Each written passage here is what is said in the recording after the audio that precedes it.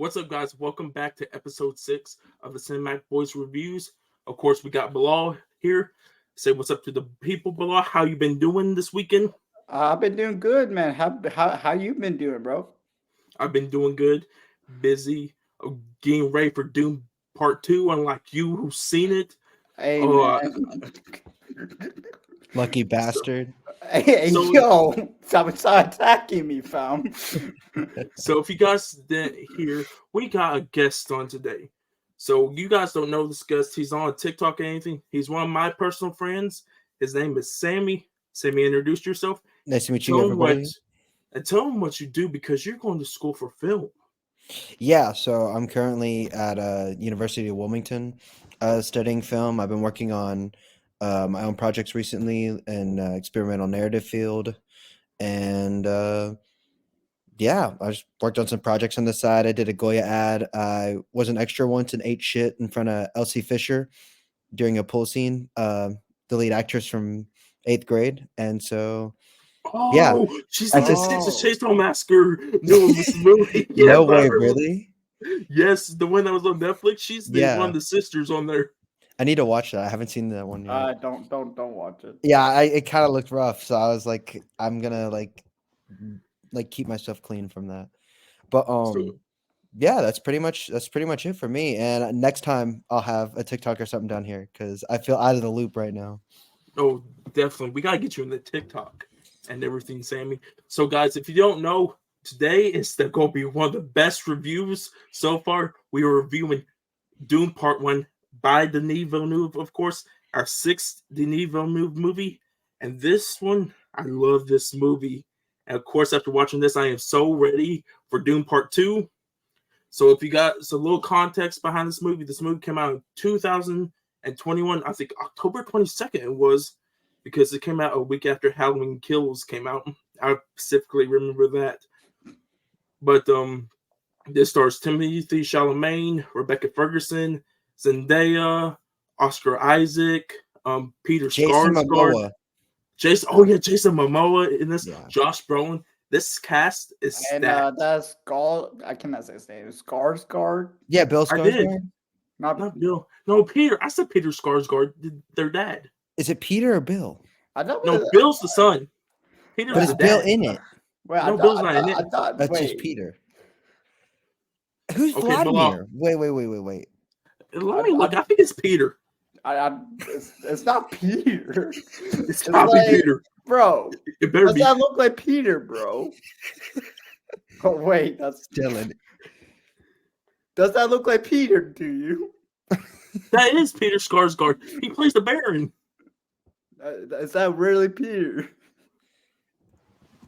Let me look at this. Oh, it's Stellan Skarsgård. I'm an idiot. There's too many fucking Skarsgårds. I think No, that's, he's that's what we the would dad say. of all of them. It's Though. like the Hemsworth. So like, come on, we got like Just- 6 of them. Just think, he's the father of Pennywise. That's a little bit crazy. He's feel like crazy as Baron. So And he's also Alexander Skarsgård, his dad. So his sons are Tarzan and Pennywise. Just think of that. don't forget about Alexander and Norman though. Oh, true. I forgot about that. So of course this is Denis Villeneuve's sixth American release. I think his ninth film in his filmography. This came out. What was it? 4 years after Blade Runner 2049. So he took his time with this movie. Of course, it definitely shows. So with Sammy being the guest on here today, Sammy, what are your thoughts on this movie? Overall, I love Dune, man. I remember the first time I watched it. It absolutely blew me away. It's definitely a theater movie. I mean, even though it's phenomenal to watch at home or stream, it was definitely like built for a theater. It's a it's an epic that I feel like has filled in the gap that like has been left by Lord of the Rings and stuff, at least in recent memory.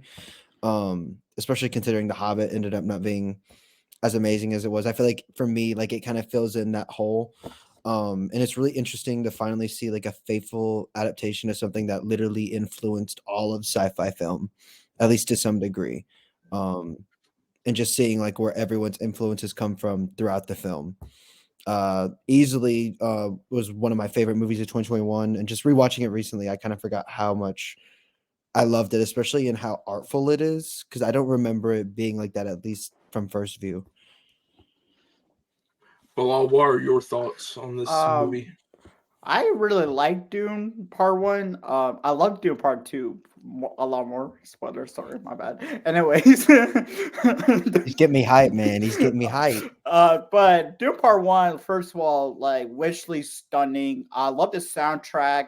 The score is so well put together. Like Sammy said, it's a theater experience because in the movie theater it just hits different, especially with the sound, like the sound mixing inside this movie, with the voice that we've seen in the movie, and how beautiful the movie looks. I just love the environment inside Dune Part One. Also, the performances from everyone inside this movie is so strong, and the way the movie is written is really well, especially with the storytelling aspects of the film. Okay, my thoughts on this. Of course, this is a rewatch. This is my first time rewatching this. I watched this back in 2021. Didn't see in IMAX, which is very disappointing. I kind of wish I watched the re-release in IMAX. No, I feel Um, that. I watched it like in the worst theater ever. Like it was like the quality of the screen. It was like that was the first time I realized did that you theater watch that it I at needed our to hometown like get theater? somewhere new. No, I watched it at AMC that now is shut down. Which I mean, Okay, it had shit screens. So anyway, yeah, I I didn't mean watched to it. interrupt you. You're good. I watched it at of course, our theater from our hometown. Of course, don't not the best theater quality, but of course, it's still good to see this in the theater. The speakers, the score was great in this. Um, Yeah, but overall, this movie, I'm not gonna say it's a masterpiece, because there's a lot of stuff that can pass masterpieces. But this is a good movie. It's not a good movie. It's a great movie. The cinematography in this, like I said before, Denis knows how to make movies, how to make sets, how to use lighting in these movies perfectly. Like especially if you look from the original Dune movie by David Lynch to Denis' like vision, the Harkonnens are not as dark. You could tell that they're bad people, but in the newer Dune movies, Denis makes them like bald, pale, heart or like the Harkonnen area, the House of Harkonnen area is pitch black. It's dark. It's gloomy. You can tell these dudes don't have no feelings at all, except kill people or be killed, and they just don't care about nobody. They don't care about the House of Atreides. They don't care about the Furman. Heck, I think they really even don't care about the Emperor of Shaddam, Emperor Shaddam the Fourth. They don't care about any of them. It's what they want and what they get, and that's it. But of course, I think this movie's just so good. It's like hard to sometimes put in words. Like once you see a movie, how good it is, and I think Denis does that great with this movie. Um, but I want to know. I gotta look this up. I want to know where Denis shot this because that sand, that desert, like the dune area, was so like so perfect. It kind of reminds you of like what like people talked about Egypt or like a Persia. It's like that. It looks so good. The sandworms in this, they yeah. actually look Same. real. They don't look like no CGI. Denis Hell does yeah. the CGI perfectly.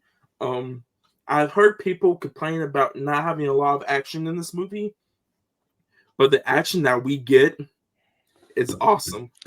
Especially because, of Uh, course, this is a spoiler review, guys.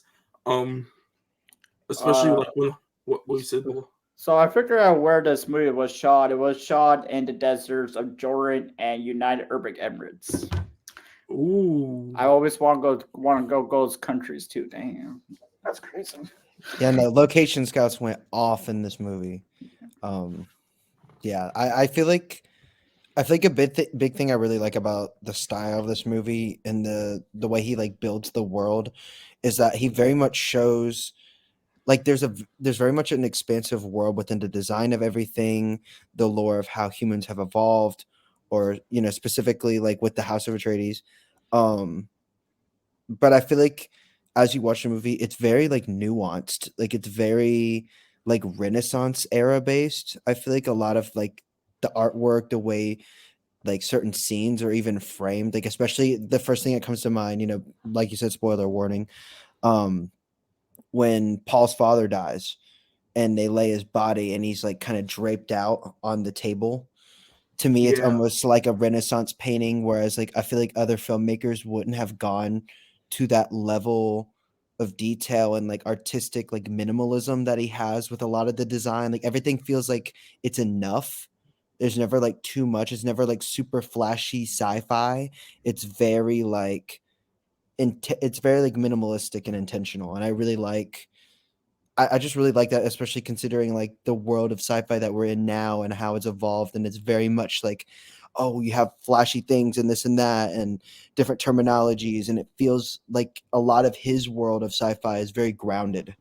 And you can kind of see his influence and like his inspiration from like Arrival, for example, throughout Dune, at least in my opinion, when it comes to like architecture design and the way CGI is like used when framing these massive ships. Yeah. but I think he really gets that from because this is Denis like project that he always wanted to make. He loves Dune so much, and once he got the hands like to the rights to make these movies, he knew one what he was doing. Because I haven't heard any person that read the book yet complain about anything. So I'm thinking he's Yeah. running faithful with the book. He knows what he's doing. Of course, from the cinematography, like you said, the designs of his other movies. Not only technology has upgraded over time to help him out, but he knows. I think just like picturing, probably reading the books, what these sets and stuff is going to look like.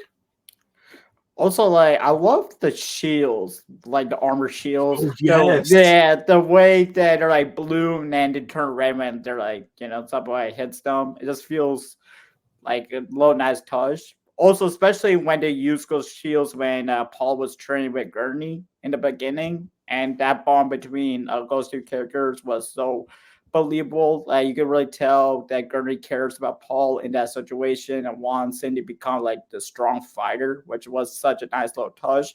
Which I wish we got more Paul and Gurney together inside Dune Part I One. agree with that. I could tell you. I don't know how it is in the books, but I could tell you probably why. If you see just Jason Momoa at the beginning of this film, I started laughing. He has his full beard. Halfway through the movie, his beard is gone.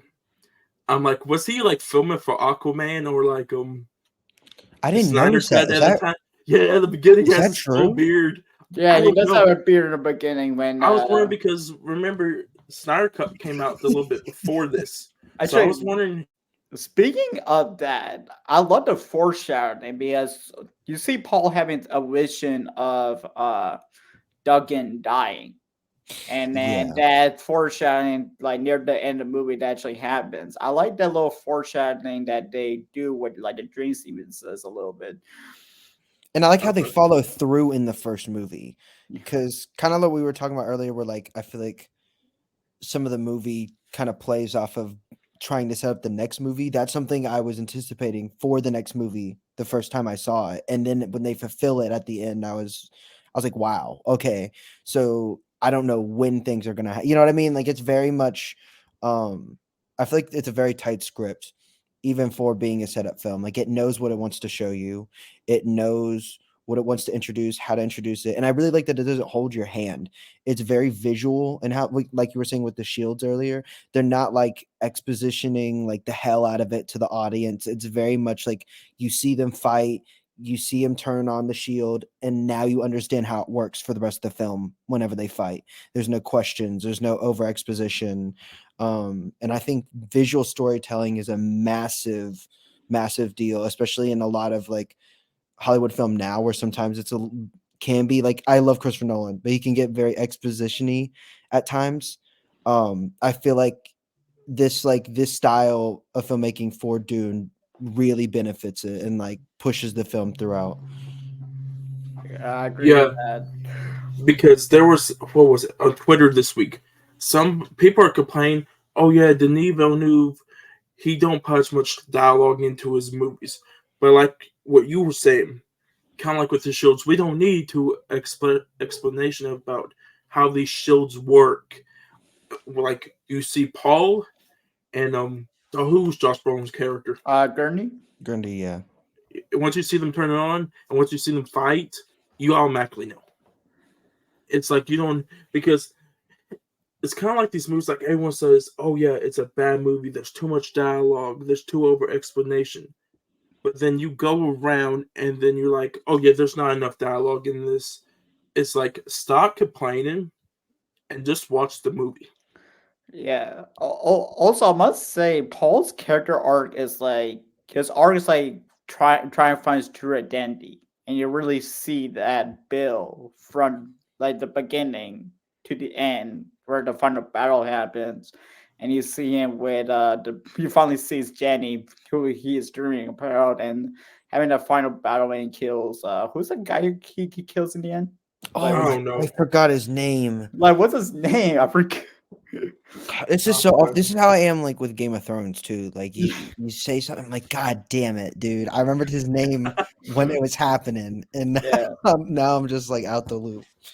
But But like that true identity arc was so well like put together, but it just works because of Timmy Chalamet's performance. If his Yeah. performance didn't land, it wouldn't work. But the way he was performing inside this movie really helped the character Paul elevate into this side of the story of Dune Part One. And I think something I noticed this time around when watching it, at least compared to the first time, is how everyone's performance and like tone and feeling throughout the film is very dry.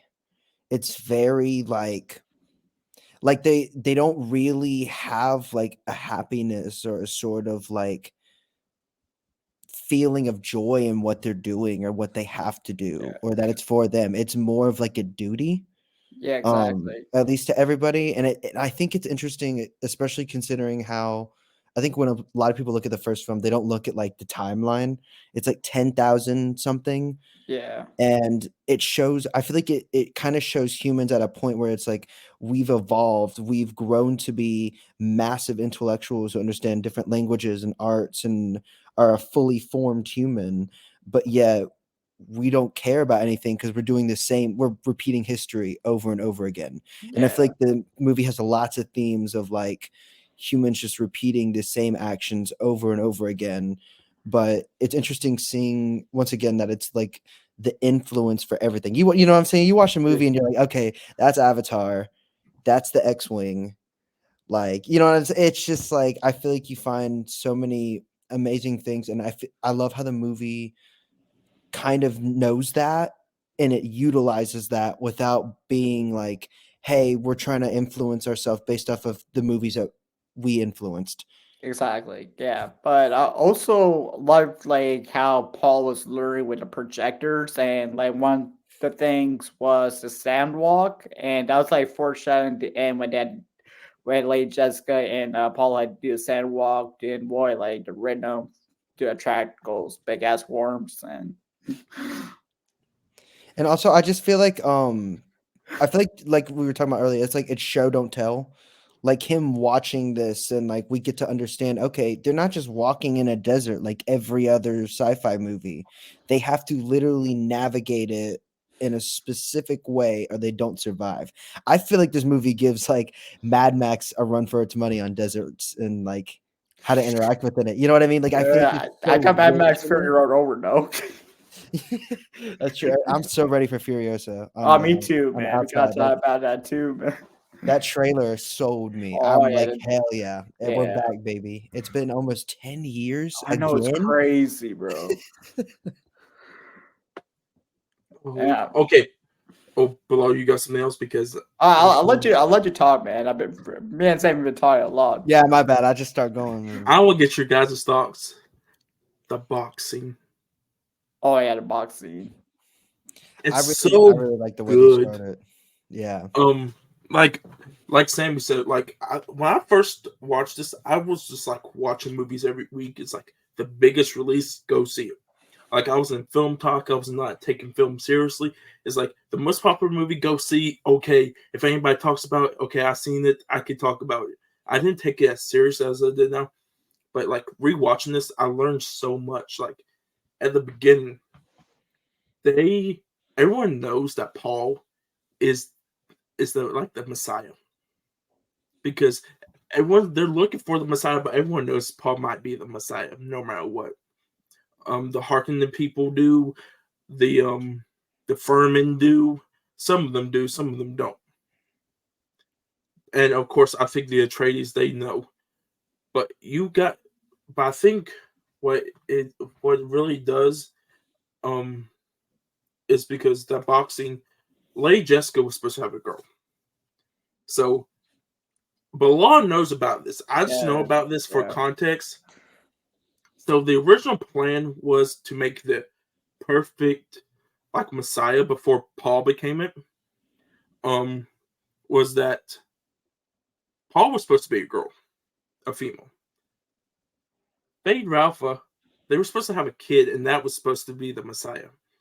The top heir of the Harkonnens and the top heir of the Atreides was supposed to make the what's that word what they were using? Do you guys remember? It starts. Doesn't it start with an S? It starts with an M. Mudabi. Moondad. Yeah, I was thinking of the saying that would say about like the outside Oh Messiah. yeah, I know what you're talking about. I can't remember how, but yeah, go ahead. Sorry. But of course, I think the Harkonnens by the end of this film, they still don't know that Paul is the chosen one, but everyone knows that Paul is the chosen one, that he's going to lead them to like the peace of the whole area between the Furman. I don't know about the Harkonnen. We got to see about that though. Of course, the Furman and the House of Atreides will have it like peace. I think it will show that Atreides has a power over everybody, especially the Emperor and the kingdom. But like the Justices were mad that Lady Jessica had a son because it's like you just had a son, want to have a son because to have an heir for your husband. We want you to have a girl because one bloodline for the Justices. But if you have the perfect person, this is the plan that we have, and you technically just screwed it all up by having Paul. And of course, they want to show if Paul is right or not, so that's why they have the boxing. Yeah, and the box scene showcases like Paul's strength. And shout out to Rebecca Ferguson during that scene. The emotion that she brought was like really powerful, and you really feel it during that scene. Same with Timmy Chalamet when the boxing was happening. It's very raw. Like I feel like, especially considering we've seen them in raw performances before, I feel like this is easily one where, like like we were talking about earlier, everyone showcases their all. They're here to give it their all. They're here to make sure that this film feels as genuine and authentic as possible. And I feel like the box scene is very much. I'm glad it's an early on scene to really sell you on that and be like, yeah, like we're going the extra mile. Like I would say that like I remember seeing like Call Me by Your Name and being impressed by like the fire scene at the end. And I feel like the box scene where like he's crying into the flames. And I really like to just comparing that to where he is now with his career and doing like the box scene. And it's just like it's insane to see where he's grown, like how he's grown and like where he's gonna go as an actor even now. I mean, like post Wonka and everything and post Have you Dune. seen Wonka? I haven't seen Wonka yet. Oh my, you both of you haven't seen it. I Oh my know. goodness. I just He's like it. so good in that. I'll be honest with you, I'll probably catch it on streaming because my next theater movie I want to go see is Poor Things. I Oh, really Pork want to Pink's see. really good. Poor Things is Everyone on says it's digital, Sammy. amazing. I know, but I really want to see it in a theater. It just feels like a movie. You go with some friends and it's just insane. And like you go, like friends that are like know what's going on and like willing to sit through it. And you're just like, oh fuck. Like, But I don't Bilal know. goes, Bilal, do you take friends to go see this movie? I went alone. Yeah, I still felt awkward. Yeah. But like I saw Saltburn alone, and I didn't know anything about it going in, and I was like, "Oh fuck, this is a Salt, movie, man." Saltburn was something else, man. Let's don't go on the sober kick right now. No, we can't. We can't. let's go. Let's go I back could do to a whole Dune. episode about that. Let's go back to Dune. So I Who's think that? So Dune. To Dune, obviously. So the doctor who portrays the House Atreides, what's his name? Dr. Wellington? I think so.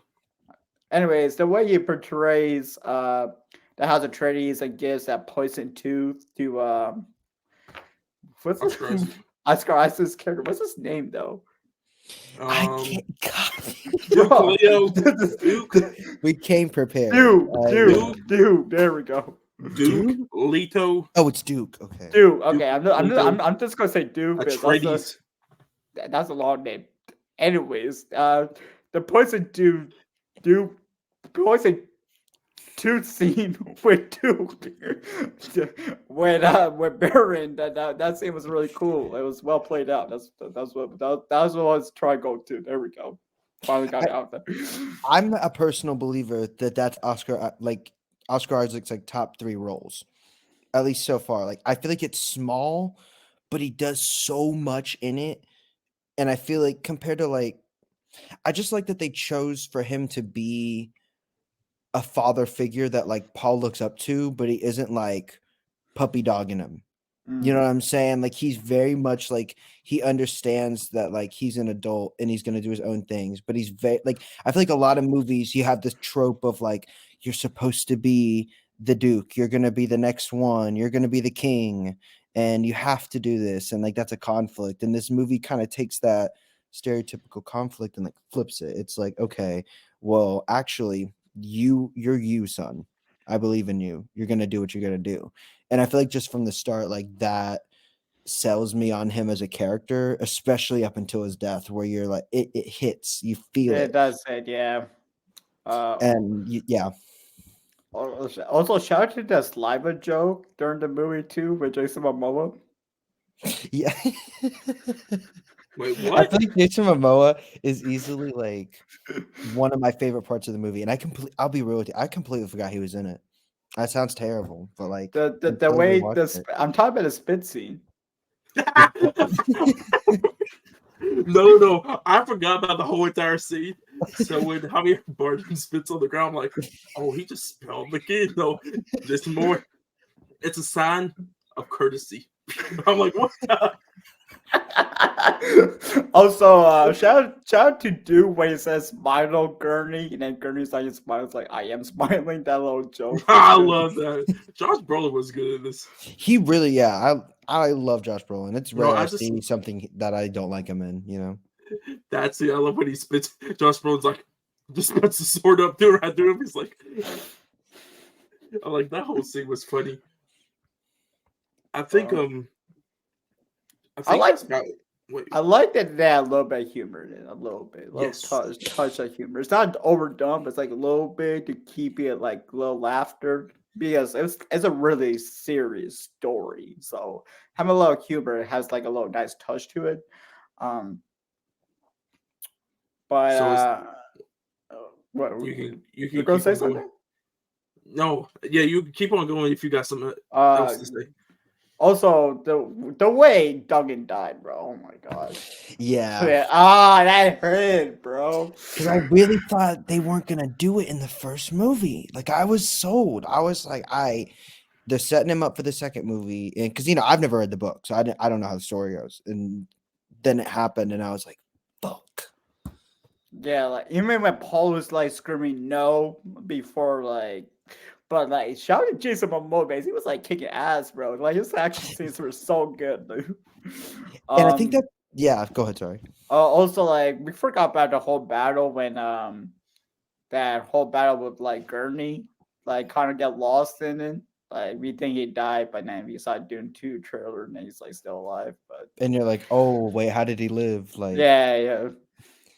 now they gotta explain it. Hopefully it's better than like Avatar 2. You know what I'm saying? Like, I'm not a fan of Avatar movies. I feel like those Let's movies. talk about Avatar 2. I haven't seen it.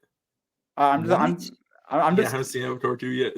Interesting. I'm just talking about like I feel like Avatar is a movie. It's like sure it looks beautiful, but the story is too generic for my liking to appreciate it. You know what I'm saying? I know what you mean, and also like I feel like a lot of it works in some ways, and then there's sometimes it just doesn't work. And like he kind of replays a lot of stuff, like the boat scene. Like how many times we got to see a boat sink in a I James know like Cameron movie? it's just repetitive. If I want to see aquarium, I could just go to one. I don't really need to see aquarium in my house. You know, I'm just saying.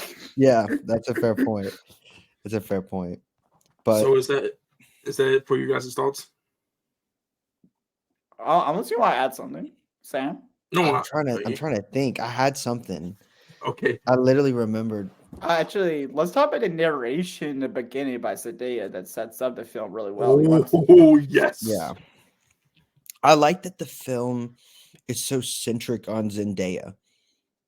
Like I feel like the movie, like it knows Paul's the lead, but Paul's like I feel like Paul isn't really important until later on, like moment by moment outside of the people that know about his legacy.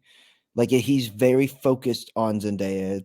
The whole movie's focused on like all the visions he has of this person, and she's almost like a higher being. When he's tripping sack off the what's it called, the spice, Yeah. and he's like seeing different visions and futures, and she's talking to him, and I feel like her starting with the narration is really just kind of shows that the movie wants you to see her as the most like one of the most important characters, if not the most important character outside of Paul. And so I feel like when she shows up at the end, it doesn't feel like a cop out. Like some movies would feel like it's like, okay, well, you advertise the fuck out of her, and she's not even really in the movie that much. But I feel like by the end of it, it's like it makes sense. It feels earned to get to her. Um, the only issue I have with that though is how fast she starts to like appeal to him at the end of the movie. Like I feel like the fight just kind of happens and then all of a sudden it's like, okay, yeah, now we're about to like be lovers. And then I it just ends. I If must there's say, anything for Dune Part 2, do not spoil it. I'm not gonna spoil it, but I'm just gonna say it just expands on that part. Okay. And that's it. Also, let's talk about the scene when Paul first come to Arrakis and he's touching the sand because it's like probably his first time seeing sand. It's like somebody sees Yeah. snow. It's like sand. It's like, what is this? No, and it's really cool seeing him go into everything very open-minded and curious. Like he feels like a child through a lot of like the beginning of the film as he like grows by the end and is very much like he's running the show. Yeah. I feel like the character development in this movie is very surprising considering like we were talking about earlier how little there is dialogue and how like very dry some of the performances are. I feel like it's so subtle, but you see the character progression throughout, and it sells you. You know what I mean? Like it's an investing story, and I'm really excited to see where it goes. So is that it for you guys' thoughts? Yeah, I Yeah, guess. I think so. Okay. Yeah. Before we get into the pros, do you guys know that they have a Lego set of the helicopter? Wait, The heli- really? Like the you yeah you with the didn't know wing? that? No, I didn't know that. It's Uh, $165. I don't care. I am getting the thing. I didn't even know they had Dune Legos. That's Like the how long have first they ever had Dune Lego. Legos? That's the Was it first for ever the Lego first set. movie or is it for the new Yes, movie? it's for the first one. You know the thing that Paul and them were flying on? Yeah, they escaping. Yeah. Yeah, it's that. See, that's cool. I would love to see that as like a Lego. I'm not gonna lie. It's on Walmart.com if you No, I want know, it. but I mean like in my house. Like Oh, I'm gonna get it. I don't care. I don't care if it's $165. I'm gonna be working if still. it's good, it's good. Yeah. But besides that, let's get into another thing. The question I think everyone wants to know, because of course the man belongs in Canada. Sammy, are you getting the popcorn bucket? No, because I'm not spending $40 on popcorn at a movie theater. I can't. I can't do it. I'm sorry. I'm gonna get it. I'd I'm rather gonna just get the bucket. I would rather just watch some oblivious person at another movie that's not Dune get the So- Dune so- message. Yes. So you don't want any warm pussy?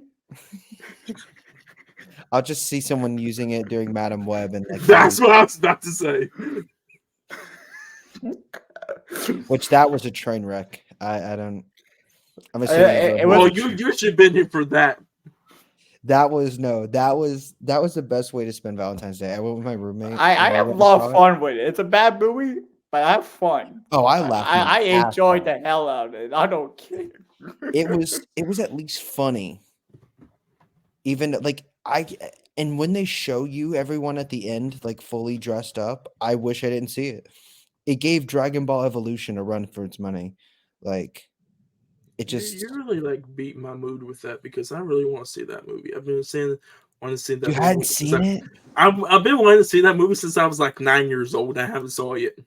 Well, they I hadn't haven't made it seen yet. that They hadn't or made The the Last movie your Airbender. 9-year-old want. Like Don't wants watch to watch. Avatar: The Last Airbender. You'll just go bored to death.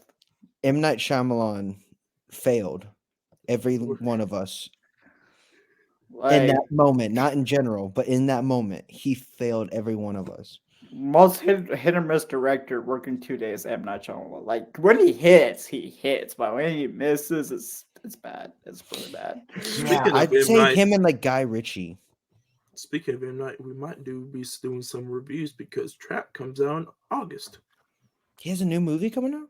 Yeah. Did you see just before we start the positives? Did you see the trailer for his daughter's new movie?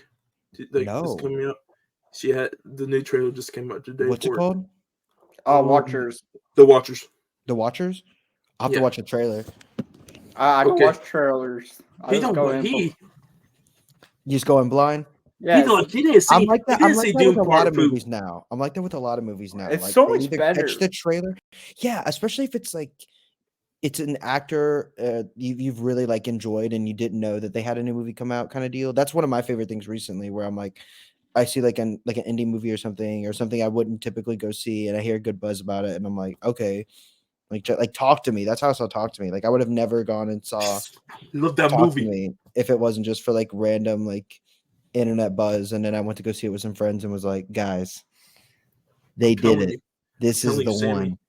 You gotta get on TikTok. You'll be like, people will love you. Let us know down in the comments. What do you love Sammy on TikTok? That's what we need to know.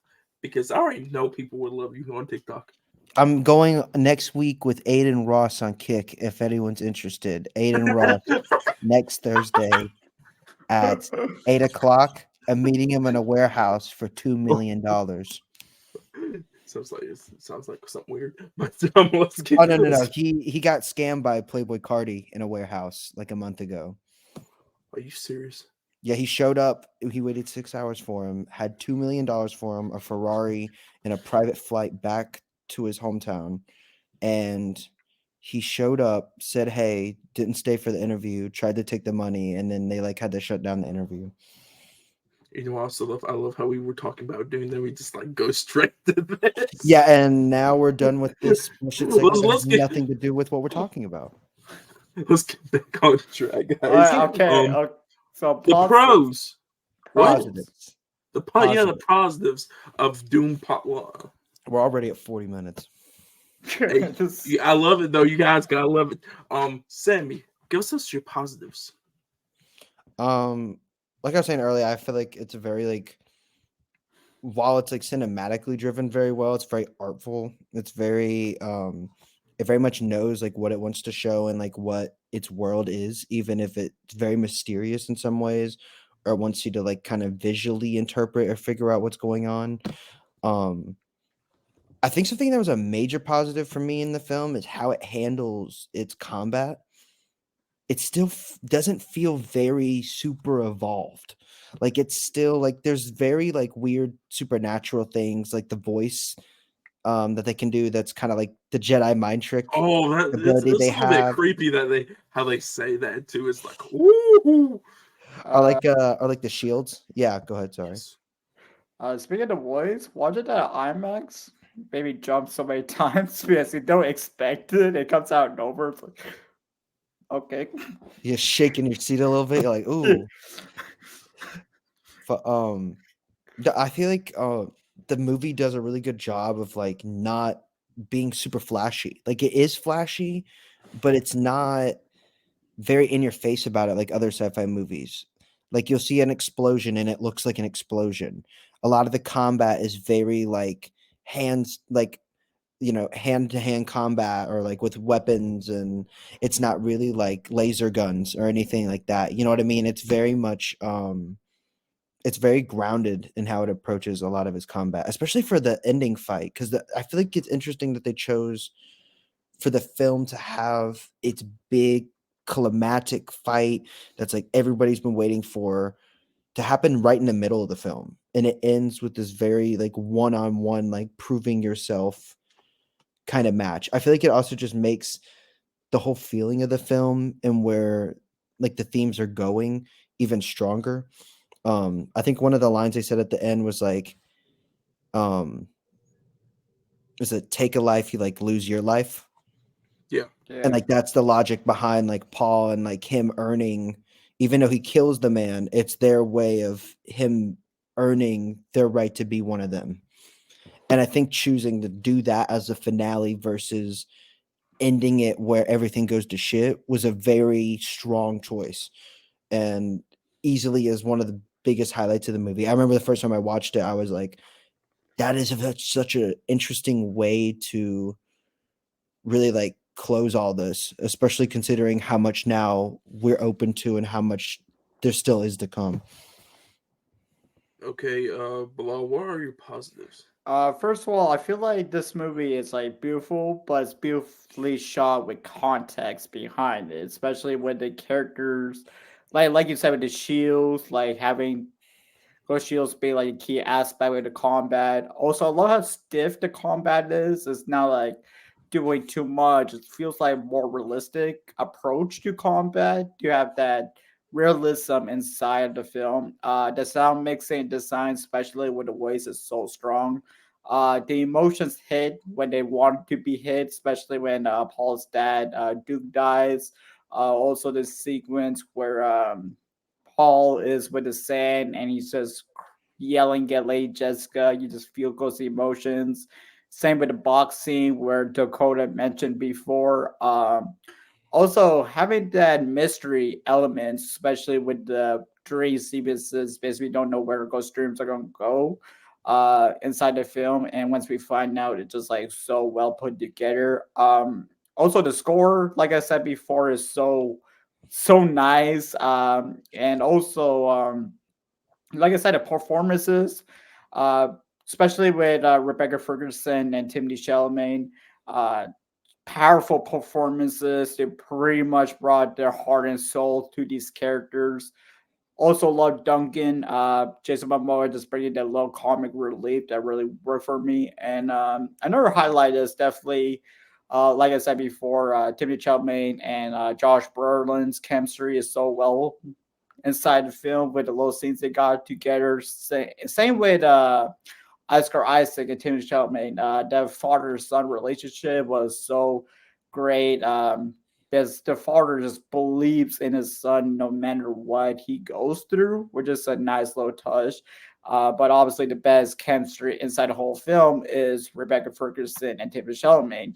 That mother and son relationship is And we'll be right back. Poor TV. my bad.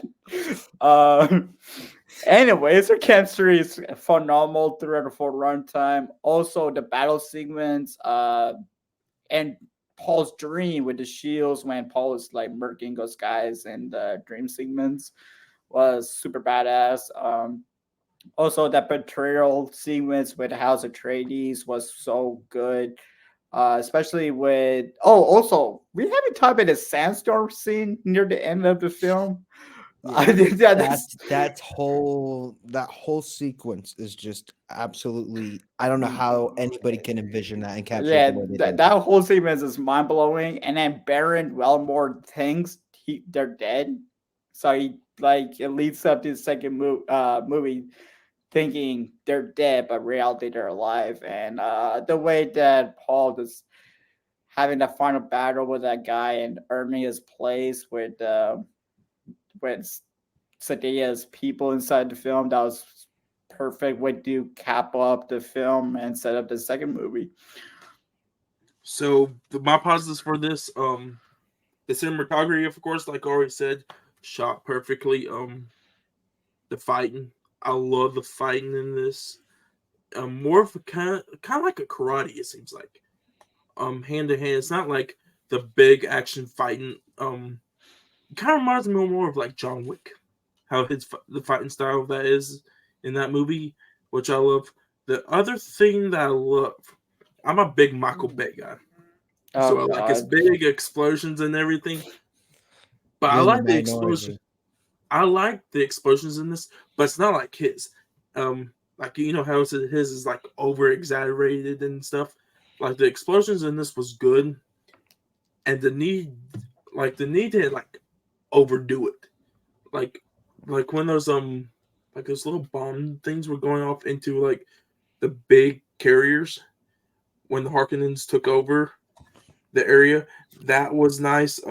Just It seeing almost like the plays out well. You know what I mean? It's Yeah. like a rhythm to it. There's a flow yeah to it. It's not, or like whenever they first get away in the like not you know what I'm saying, like the helicopter thing with yeah that looks like a bug, and like all the missiles come out like yes. fireworks. Like how do you capture that? Like absolutely blows my mind every time I see it. Go ahead. I didn't mean to.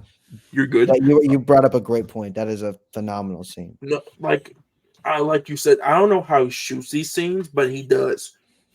I think besides Nolan, I think Denis is one of the best like directors in like shooting certain scenes the way not only he wants to, but attracts the audience in with these scenes. Besides that, Zendaya's character, I like us seeing her in the movie, even though it's only in visions. But I like seeing her in the movie. You guys haven't mentioned yet the Baron. That I like the Baron in this movie. Just the Yeah. way he talks, the way he commands people, like the Doctor. This is one of the coldest scenes I think in the movie when he tells the Doctor, "If you can bring Duke of Atreides here, I will let your wife go." And he just goes and he's like, "I said I will let your wife go, but you will be with her too." And he just kills him. Like I said before, like the Harkonnens don't care. Like they will kill you and go on with their day. Because as soon as he killed him, he went over to um Oscar Isaac's character and was going to do the same thing right to him because he just had the head in his hand. He just threw the head like it was nothing. And the kind of piggyback off that, I really like how like Denis shoots his scenes and the way he interacts. He like conceals him. Like it feels like there's still a mystery to like how he works. He feels evil. He feels like a threat, but we don't know much about him. Like for example, we don't see him kill him. How does he kill him? Like he starts to expand at the end of that one scene in front of Dave Bautista. Yeah. And that to me it's like, okay, whoa, that I didn't know that was a possibility. Like there's this kind of like he knows how to make him a villain but also not show too much to where you're intrigued to want to understand him, to want to see it. And I kind of like that he keeps the curtain closed throughout the whole movie and doesn't really show him. I kind of hope he does a little bit of that in the second one too. I feel like we'll definitely see more, but I still want to feel that sense of like I don't fully understand him because I feel like that just kind of pushes me to watch him more as a villain. So I think we're going to get more like story about him because I think Fade is the reason we're going to learn more about the Baron. Because I think technically in the books, like him and Fade have more of a relationship with each other than Dave Bautista's character and him. Because of course, Dave Bautista and Fade is both of his nephews, and I think he likes Fade a little bit more than Dave Bautista's character. It's like Fade is like his prized possession, like this nephew that will lead the Harkonnens after he's gone. And Dave Bautista is kind of like Duncan. And who's Josh Brolin's character again? Gurney. Gurney and Duncan. He's kind of like We're the gonna do battle. this the whole podcast. Yeah, And by there the is end, the- we can't tell anyone's name. With like Duncan Gurney's character, I think Batista's character is more of that battle type, just tear anybody down that gets in their way. But like the perfect example, Paul is the Duke, technically the Duke or the Prince of Atreides. He is the future, while Fade Rafa is the future of the Harkonnens. So that's why I think we will learn more about the Baron in Dune Part 2. There's one more thing you guys haven't said. The blue eyes represent. Yeah, I love the way he has the blue eyes. Like sometimes movies like mess up on like eye colors, but the way he makes those, it's just like the perfect shade of blue. Another thing I like is the twist and turns begins. Not only the Doctor was working for the Emperor, but technically the scientist was also kind of working for the Emperor. But even though she was working with the Emperor, she felt like she didn't work for nobody because, of course, she's part of the Furmans, and they don't care. They are a whole pack together. It's kind of like wolves. They're a pack, and they're going to stay together no matter what. Nobody can tell them what to do, and if somebody does, they're going to follow command, but they're not going to really. They're like, oh, we're just going to help you, but we're over here ourselves. It's like, it's not for it's like, we will stab you in the back, unfortunately, soon. But whatever we're doing, it's helping us, and that's why we're doing it. I'm not gonna lie, watching this entire movie, I'm kind of sitting there like, man, George Lucas really, really fucking loved this book. Like, you know what I'm saying? Like, you see so many scenes where, like, I know that's very, very random, but like, I feel like a lot of moments throughout are just very like, okay, yeah, Star Wars definitely took that. Because Star Wars definitely grew from that. Like, I feel like a lot of like how everything goes down with destroying the House of Atreides is very Order 66. Like, I was kind of sitting there like, this is kind of like, I feel like Star Wars definitely took that from this to some degree, or I don't know, not necessarily take. That's the wrong phrasing. More like influence. Take inspiration. Yeah, like taking inspiration, but like sometimes it's a lot. Like I'm kind of like, all right, like I can definitely see like why this was your handbook when going into like how to make my own sci-fi series. Yeah, because this Frank Herbert published this 12 years before New Hope came out. So this came out in 65. Yeah, so there was so much, and there was so much time to just like analyze that book and really like apply it to other properties. And there's a lot of like science fiction like authors and auteurs that are very adamant about like Dune being a massive influence for them and creating like their world. Yeah, because when I was watching this, I was thinking there's a lot of Star Wars stuff in this. But it's like, this is not Star Wars. And you, like you said, you also know that Frank Herbert made this book before even though New Hope came out. So you definitely got to tell that Star Wars, kind of like, what was it? Oh, what is Anakin's home planet? I'm not a Star Wars guy. I'm sorry. Sammy, what is it? Dang, really? I feel like you gotta watch some Star Wars, man. I'm trying to. Let me look it up. It's the one him and Ray lives on. Tatooine? Yes, Tatooine. Yeah. Okay. Yeah. I thought. Yeah. I don't know Tatooine why I thought reminds me of Arrakis. Yeah. Yeah. Tatooine and Arrakis remind me so much of each other. But the last positive I have is how they use the spice in this. Oh yeah. The spice is like the thing everyone wants and everyone needs. Like it's kind of like it's like economy. This thing will send you money. It will send you power. Like for technically the Harkonnens, it has the money. It of course it has the power. They're the top house right now.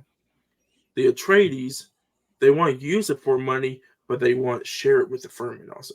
And the Furman use it not only to help them, but they also make their technology with it. I think of it, yeah, very much like oil. I mean, it's like the Yeah. next like evolution, and I really think it's interesting how they describe it, that it's so very important, and it's like the only thing that can allow interstellar travel, and that of course humans being humans, or like people being people, we're gonna exploit that and find a way to colonize and exploit that. And the movie does a really good job of understanding that and establishing that to the audience like right away, that we're entirely here for this, but now you understand why. And I think it's interesting how it plays a role into being like very much a psychedelic, very much it's a foreshadowing device for the movie, obviously, but like there's more to it. It feels like there's like a whole like world of it that we're not even exposed to yet, that I'm really excited to see how they explore that more in two, especially considering that now they're with the it's Fremen, right? Furman, yeah. Furman, Yeah, yeah. Furman. So like they're with the Furman, and like they can do I feel like they can explain so much more, like go more into detail with that. And I just feel like it was interesting enough in the first movie, and I really hope that like same interest carries over into the new one. Okay, so that's it for the positives. I don't know about you two, but I got some. What are you guys' negatives? Well, let's go. Let's go you first because it seems like you're never the negative guy with these movies so far. I think my negatives is definitely the pacing. Sometimes it's a little inconsistent with the storytelling. Also the ending does feel a little flat, but it gets better once you see the second part. You understand as more of an impact. But definitely pacing, because I feel like it kind of loses itself in the story sometimes in some elements of the film. Some areas of the story is a little unfocused, but that's pretty much it. That's why I give 4.5 out of 5 instead of full 5 out of 5. But what are negatives, Sam? I feel like definitely like a negative that popped up to me a lot of times was the feeling that doesn't really feel like a complete film on its own without setting up the next film. And a film I would use to like compare it is like Fellowship of the Ring, where you watch Fellowship of the Ring and it's beginning to end. It very much leaves room for a sequel, but it feels like a complete movie. Whereas Dune, while it is very solid and it does resolve a lot of arcs and grow characters, it still feels like a lot of the time they're like, yeah, this is going to be in the next one, or yeah, we're trying to like give you hella exposition so you understand the next movie more, or at least super familiar with it. But other than that, I feel like a lot of the movie was very positive to me. uh there was very little negatives on my end. That was like mainly my main issue with it. So was that it for you guys' negatives? Because I got two right now. Go for it, yeah. Yeah. Okay, the marketing. The marketing. Oh my goodness. First of all, you call it Dune, so I'm thinking it's a solo movie, right? Title pops up, Dune Part One. I'm watching Part One. I'm thinking, I thought it was a whole movie. I'm like, okay. And two, you you you clickbait us with Zendaya. We see her every trailer. Don't I'm don't thinking, worry, don't worry. She gets plenty of screen oh, time in the second movie. Don't worry You're about gonna that. hate Madam Web. I want you to know that right now. If I that's your already have problem stated. with this movie, you're gonna hate that movie. Did Sammy, did go listen did, to did the look. Go cast listen out to there better web? We're not gonna talk yeah, about yeah. that. Just go to my single review when I did the podcast by myself. Woo! I went off on that movie, but they clickbait us so hard with Zendaya. I'm like, oh, she's in this movie. Let's go. And these scenes, I'm like, her and Paul gonna meet up early in this movie. They're gonna have a journey afterward. It's visions. It's damn visions through the whole movie. And I'm thinking, because when you get to the end of the movie, I'm like, yes, we finally get them. They finally are together. We're gonna enjoy this little ride that we're having on for the rest of the movie. And the movie ends. I'm like, what the hell did I just watch? Yeah, you might be. Yeah. But of course that's me before I started like taking film seriously and stuff. Just like kind of like general audience. As like But it's a big deal because I feel like that's, and I think this is something that a lot of people when making I film mean, forget is like that has to still cater to that audience. You can't act, you know what I mean? Like there's, it has to work for everyone, and I feel like marketing sometimes is very against the general audience, and that can make or break a box office or a movie. Obviously, it's Dune; it's going to make money. It's going to make money with what it has. But like in other situations, it's failed because they just didn't understand like what to do. for yeah, because example, do a little bit of Argyle. Yeah, perfect example. That's the perfect example. which I Like haven't seen because Argyle. I go don't think listen I'll to the catch that one. review. That, I'll go listen to the review. I'll yeah. take y'all's word for it. We should stop talking about that right now. I But liked it. He didn't, but this was. don't You like it, you like it. Yeah. we're not going to get into that rant again. But because like you said, the general audience, like at this time, I was more into like superhero movies because everyone complains about if you have problems with movies because you're a superhero fan. Okay, I was a big superhero fan at the time.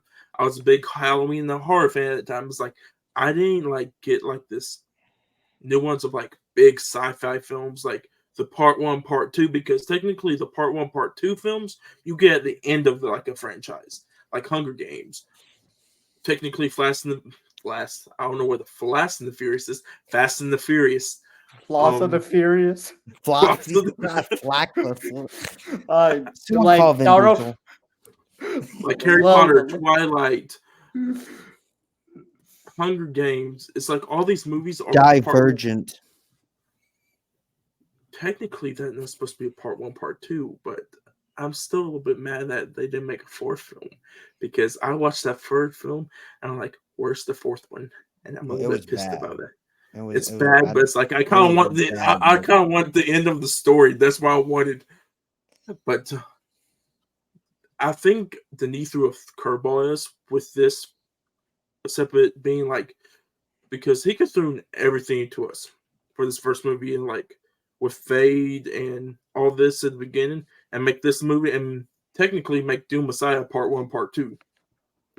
But by the way it's going and looking like, I'm kind of glad he kind of took the chance and made this the part one, part two, because not only I think you break more of like Paul's story down of how in his first movie how he becomes like you said the kiddie-ish type into like the leader that he becomes at the end.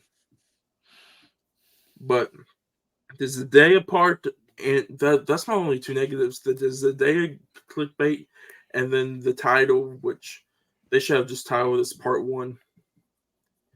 Because I kind of when I left the theater, I'm like, I'm hoping they announce part two soon because I'm like, I need to see the rest of the story. But besides that, let's go into my favorite part. Of course, Sammy likes these two. It's the score of this movie. We got Hans Zimmer, not directed, composing the score. Sammy, what are your thoughts about the score, man? I love Hans Zimmer. I love pretty much like, I mean, he's a champion. You know what I'm saying? Like Hans Zimmer is one of the greatest of all time. Like I feel like he's up there now with like, oh my God, give me 10 seconds. John Williams. He's very much in like that field, and this movie like he plays a very good score with it. I feel like there's a lot of times where I feel like the movie wouldn't work like scene wise without the music, or the music very much like pushes certain scenes or like certain choices that Denis made with like putting actors in certain poses and positions.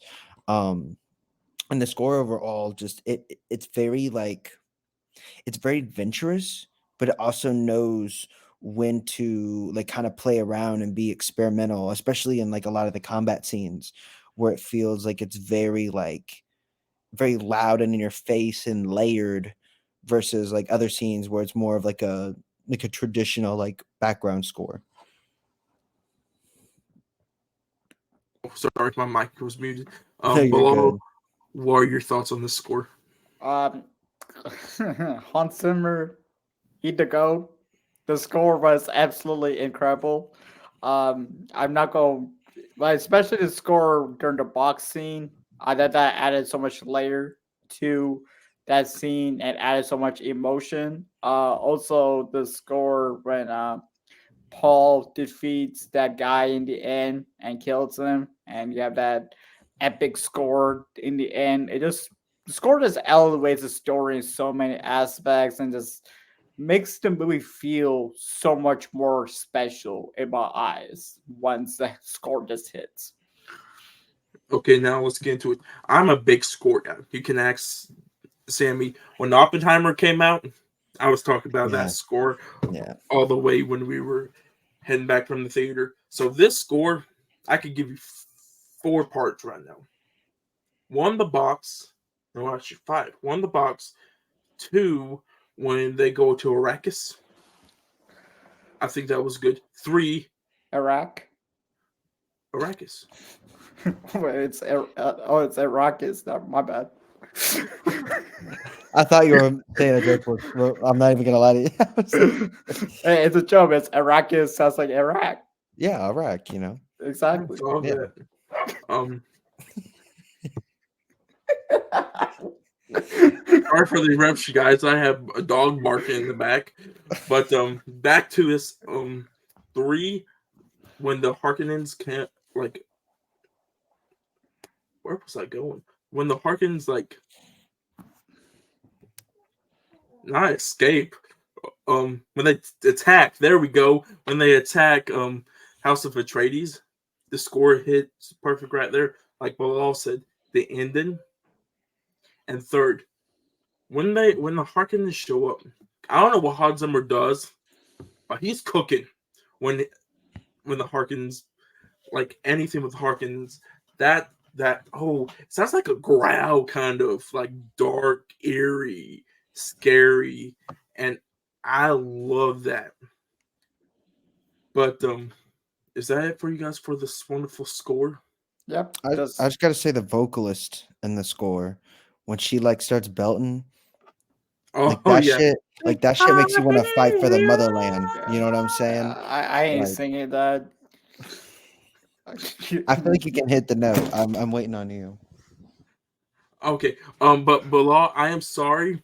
I haven't seen Do Part 2 yet, but I've been dabbling in the score. Oh, good grief. This score is great.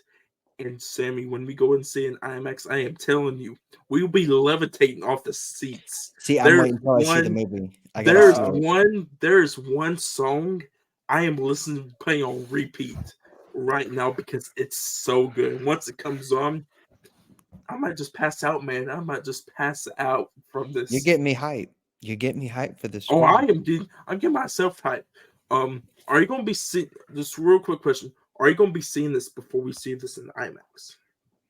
Or are you going to wait to experience it first in I'll IMAX? probably wait. I might. But like I said, honestly, I don't know. Cause I really You if really we're want gonna to go just see it, I really want to go see Poor Things. So I might wait to go see that with you and then see Poor Things first. okay.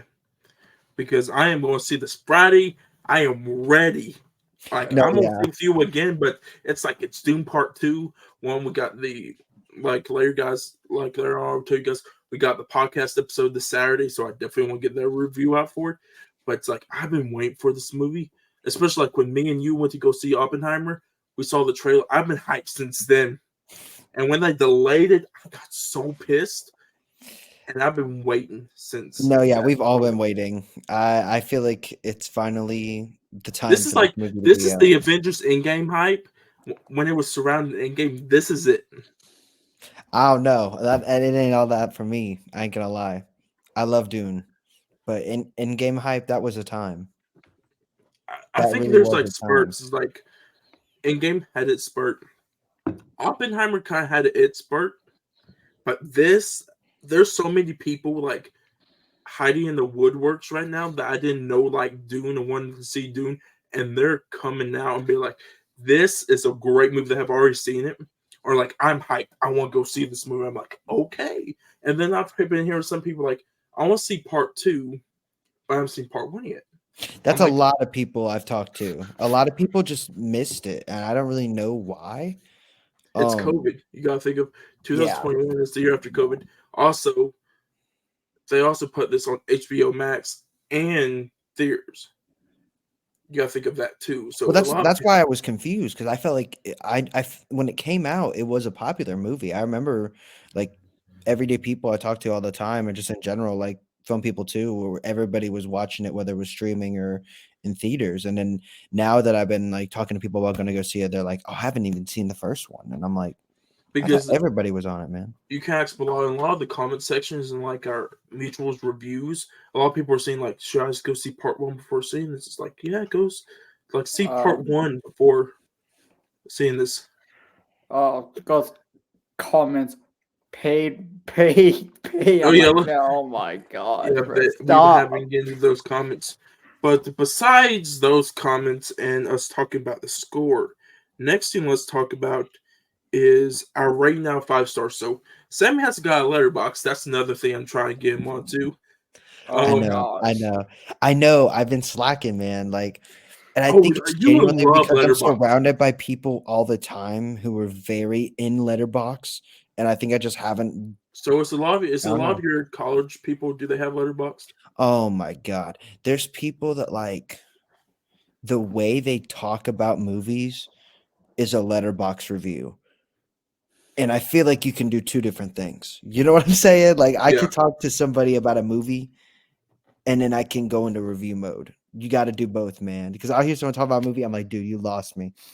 You're trying to say this like it's a fucking like it's an review. essay like or something, and I'm like, dude, just like talk about the movie. It's kind of like how Uh, me and you do. Like we can go review mode. Then it's like if we want to chit chat about a movie, we can chit chat about a movie. Yeah, or it's like my pitch is like it's like if I went to a bar and like talked to the bartender about a movie, like I'm not gonna sit there and fucking give him Talk like about cinematography and this and that. It's like just the full like review like yes, dialect versus like, oh, the movie was like, I don't know, the acting was really good, the performances, story, the theme, you know what I'm saying, like just conversation and just yeah. talk about it. Anyway, But back on subject. Yeah, I think the getting back movie's to really the great. Yeah, what would you put out 5 stars? Because of course Letterboxd does 5 stars.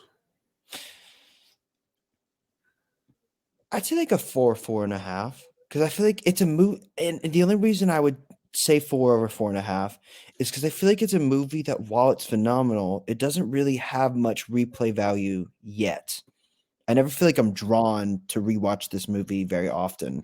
And to be honest with you, if the second one was coming out, I probably wouldn't have rewatched it anytime soon. But that's not to deny it as a fantastic movie. It's just one that I don't see myself revisiting often, even though I really enjoy it. But as Okay, a whole, I'd give it like a 4.5. There's a question I want to ask you after Bilal. Let me give our ratings. Bilal, what do you give this out of 5? I give this a 4.5 out of 5. First of all, the rewatchability is kind of hard for this movie, but Doom Part 2 is a 5 out of 5 without a doubt. See Well, that, and I feel like this is gonna be a situation where like when two comes out, I'm gonna be like, I could watch this all day. Like I could watch, like I don't know. That's just how I feel about this one, you know. So for me, 5 out of 5. I think it's perfect. Um, if you asked me a couple years ago, probably 4, 3.5. Just that's a general film audience. But 5 right now. I love this movie so much. So Sammy, my question is, you know my mama. So she gave us 3 out of 5 stars. For her Yeah. being like a general audience like member, not like a big film person like we are, would the 3 out of 5 be suitable for this movie as a general audience member, you think? Oh, I mean, like I'm somebody that's like, I think anybody's opinion like has value to a film. You know what I'm saying? I know it's not like the best answer, But like, I feel like I take anyone's opinion on a film. I've watched movies that I grew up my entire life watching with like my mamita who's never seen it before. And she'll give me an opinion or talk about something, and I'm like, yeah, that's weird. I never noticed that. Or you know what I mean? I feel like it's important to see like just everyone's point of view on that kind of thing. Um, but in general, like I feel like 3 out of 5 is still enjoyable. I mean, it's hard nowadays to really ask people to sit for 2.5 hours or more and expect them to fully be there for it and very invested. And I know that's a weird debate, but like just in the culture we live in now, especially with like TikTok and things, like I know people all the time that want to watch very amazing movies, but they don't watch them because they're 3 hours or like 2.5 hours. So I feel like if you're giving a good review and you're sitting down and going to watch an almost 3 hour movie in a theater, you're already committing more than most people typically would. I So another mean, film is subjective. Like, even people who love films might not like a film that you love. You know, it's Yeah. like it's based around personal preference at the end of the day. Yeah, and I mean some people are into some things more than others, you know what I mean? Like I've watched movies where people gave birth in the movie. You know what I'm saying? Like experimental, like just stuff for classes and stuff like that. And that's something that most people would never watch or see value out of. You know what I'm saying? Or just random like I've seen stuff where it's like painted film and like sticks and twigs going through like a projector. And like to me that's still interesting and like a part of film in the same regard as like an epic. So it's just kind of like whatever the last you question see for you, value Sammy. in. So of course you're really good friends with my little brother. Yeah, And yeah, Austin has I never would seen say this that. movie. Would you think he would enjoy this movie if he watched it? I think Austin would like it. I think selling Austin on all the lore and everything, not as much.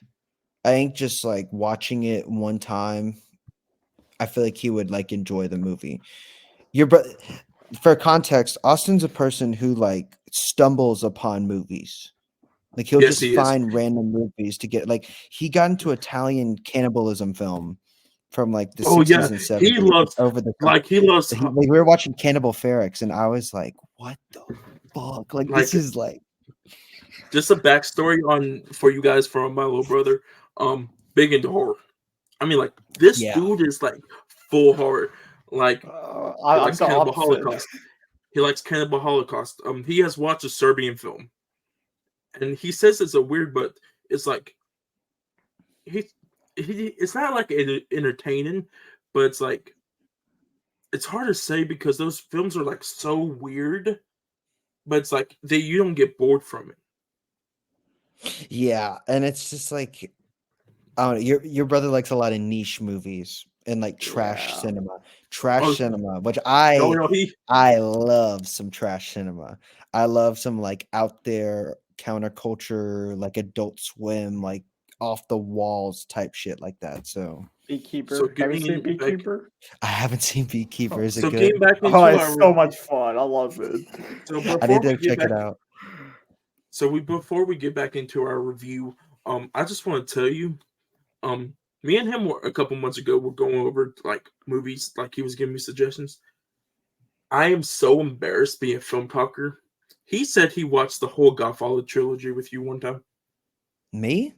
Yes, like There's during no high way. school. No, Yes, that's not he, true. he said you That's and not him true. got a little bit. You know what? Not a little bit drunk, and you guys watched the whole trilogy. I must have been really drunk if that He said happened. you guys watched I the whole maybe the trilogy. first movie, but I sure as fuck am not watching 3. I don't know if he maybe just the first movie, but I'm like I kind of feel bad because I've never watched any of the Godfather movies. Uh, Every time Godfather's I pretty tell good. Bilal to this, Bilal like has a heart attack. oh, it's But okay. I haven't seen the Lord of the Rings, so that makes up for it. yes, I'm telling you, I'm telling you. Hey, Sammy, And we need Star to. Wars, that's 0 for 2, dog. Yes, That's 0 for Hey, at 2. least I seen Goodfellas. You got me there. There You we got go. me on that. Yeah. You found. You What? got to find a crack. You found it. Oh, but below, don't worry. We'll be reviewing the Lord of the Rings trilogy when the War of Rohirrim comes out. And we're gonna watch the special editions with an extra Yes, hour of yes, elf I lore have been in watching every that. movie. It's just elf lore. Like it's just an hour extra of It's good. dialogue. And no, but it's in every one. Like you watched by the time you get to Return of the King, you're like, oh my god, they just added another 30 minutes of elf dialogue again. Okay, below, let's. So Dakota, you're a big horror guy. Have you seen the Alien movies? Oh, I love Alien. I love fuck Alien. you. Why? You don't like Alien? Aliens? I have Okay. never seen it. You have to watch Alien. You have to watch all the Alien movies because Let's you have to see why it works and when it doesn't work. Because the first Shout two to movies, Ripley. Ripley's the OG like female hero, man. She's kicking ass and taking names and fucking Reeboks. My favorite Like, final girl of all time. Ripley. Okay, speaking of our Letterboxd, like, what was this tangent that we had of like reviews and stuff, and like going to film? So, of course, Sammy, you don't have Letterboxd.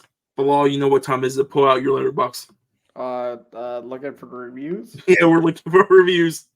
What Sammy, am I you go find saying? them. We are going to. So we get on Letterboxd and we look like for people's reviews, yeah. and then we tell the audience, like, if you want to, let's go into some bad reviews, but keep the ones that are really bad out of it. Yeah, no, Okay, no let's start with the good ones because I want to get like some people's opinions, like especially with like this being a part one. I want to see how people's opinions are on this.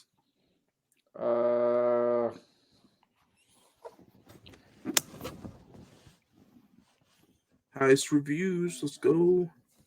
I got one. It's like, I don't know. I love this film so much. I can't wait for part two. It's almost here. I already seen it. Oh, Bilal, you look up the. We know. You can look up the Part other two? ones. Let me go through some of our mutuals because like last week. So, do you want me to look at part two? No, part one. Look Part at one? part one. Look at the stranger ones while I look through our mutuals. Like, I'm what do you mean making an stranger? What do you mean Like, stranger? do you know the random ones? You know the random 5 stars and like that stuff, like we normally did before we go through our mutuals, kind of like that. Okay, let's go with your review. 4.5 stars. Too long. There we go. Why you look at mine, bro? Oh shit! I backed out. Oh, speaking of Sammy J Reacts. Shout out to Sammy J Reacts.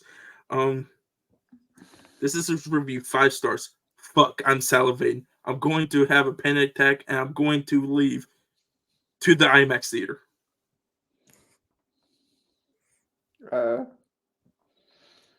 Let's look at I want to see Alex's review. Alex Colvin. Yes. On one hand, oh yeah, you know, Sammy, you follow Alex, right? Yeah. On one hand, I may be obsessed. On the other hand, the spice must float. Anyways. Okay, let's look at Dakota's review. Let's do that. Let's do that. It's literally I need part 2 now. Yes, I need fucking part 2 now. Let's go. Friday can't get here soon enough. It's Wednesday now, boys. While we're recording, it's 2 days. 2 days we are out from 2 days to lock in. 2 days until I see it again for a second time. Maybe we'll see. Round two. It gotta be round 2. Shout out to Cinema Joe, 4.5 stars. This is only the beginning. My body is ready for Dune 2. Let's look at Sydney's review. Yeah, I was about to go to the next. She a really big Dune fan. She is a really big Dune fan. Her review is: "We're sorry, Sydney is not available to review this because she has died. But actually, seeing it again tomorrow, we'll have a wait up soon." That was her first review ever. She is a really big Dune fan. Like she has read the books. Because you also follow Sydney, don't you, Sammy?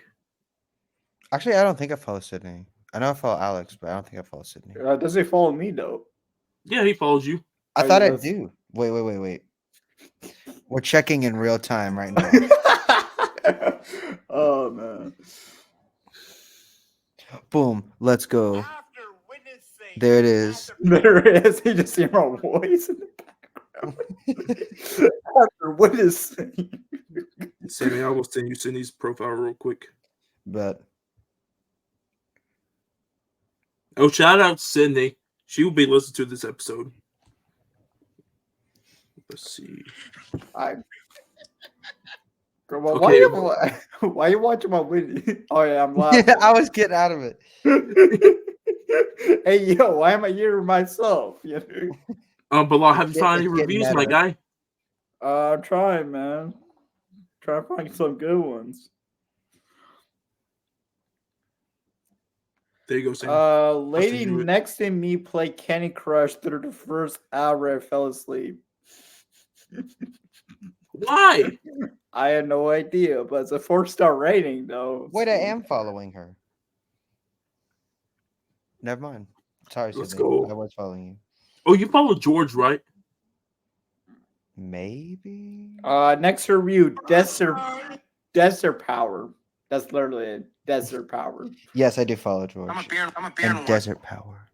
Desert Power. Power. Oh, I love that. I love how it's like Desert Power. I'm like, yes, Desert Let's Power. give a quick shout out to Christina. Sammy, what are you doing, bro? Let's give a quick shout out to Christina Applegate.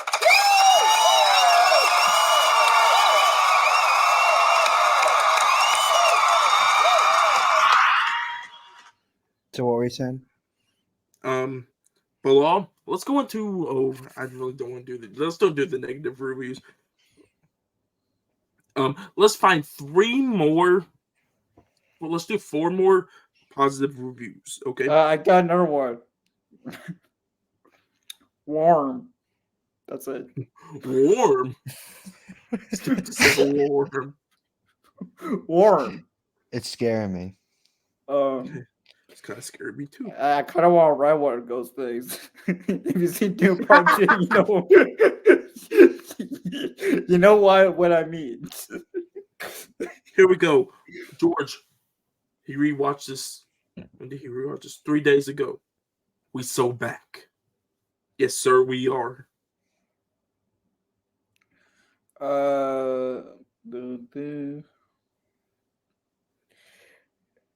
Okay, I got another one. It's like watching Avengers Infinity War without having the previous 18 Marvel films. I don't get that one. Because it's Yeah, like I'm a setup, like no, okay, because it's like a setup, like part 1, part 2. Uh, I mean, yeah, but I feel like I don't know. I just don't look at it like that, man. Well, I'm good with the reviews. If you want to find one more, we can. After that, we can do our next thing, which I think you got. I think Sammy would like our next thing. Yeah, Sammy would definitely like our next thing. let's move on, bro. Okay, so Bilal, of course, it's the prediction of the Rotten Tomatoes scores. You know, Rotten Tomatoes, our favorite website. Med website. So, Sammy, how we do this here is I'm gonna look at the scores. You and Bilal predict the audience score and the critic score. Okay. So I'm gonna say critic score. And I kind of cheated a little bit because I heard about this the other day, but I'm gonna say like a 90. I'm gonna say where it's at right now is like a 96, maybe something like that. And then audience, I'm gonna say is probably like a late 80s, early 90s. That's kind of where I'm going. Bilal, what's yours? Dang. No. Okay, first I'm put some factors in. Long movie. Not a lot of people have a taste for long movies. So, audience score, I feel like 80, 82. And critic score, I feel like they'll appreciate the visual, like masterpiece, the technical storytelling. I feel like 90. You guys would be shocked. Audience is 90. What? Okay. Wow. Critics is 83. That's actually that. I thought it was gonna be like an opposite. That Yeah, the last I heard it was like in the late 90s. So I that's didn't. really gone down. I think it's part 2. That's part 2, bud. Oh my god. Yeah, part 2. I think part 2 is 97 right now. I apologize to everybody. Yeah, no. But you know why you Yeah, got? I didn't expect 1 to be in the 80s though. I really thought it was in the 90s. Yeah, 97 right now. No. I for meant the part two. original, like the first one, like part 1. You know why? Because I think it's part 1. That's why. I mean, I think that's the biggest crutch of the film is that it just is. It's very much a setup film, but it makes sense for the story. So let's go on to our next thing. Let's talk about the Oscar nominations on this. Let me pull up the Oscar nominations, which I could do it from here. So Yeah, didn't it get look like this up here. 11 to 13? Like it was. I think it had like the most that year for the Academy. Oscar noms. I think this might be Denis like highest ranked. Like the most he has had ever. Let's go right here. Of course, trust the IMDb if it can load. Yeah, it had 10 nominations. Good grief, that's a lot.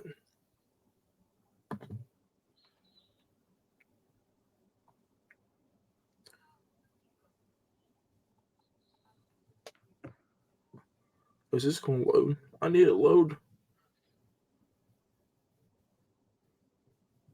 Oh, here we go. That's insane. They didn't nominate So here we go. for best director. So I'm gonna pull up right here for everyone to see on the video version of the pod.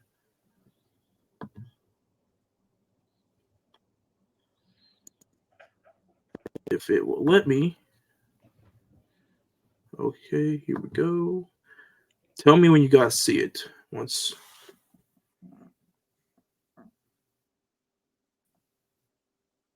Not yet. Yeah, it still hadn't. I still don't see it. Is it good? Oh, it's loading. There's some development happening. There's a black screen. Oh, it's now still we see it. Look at that. Now I see it.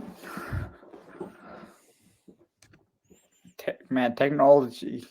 I know it's crazy. Oh, come on. It's so involving, but still shit. I don't get it.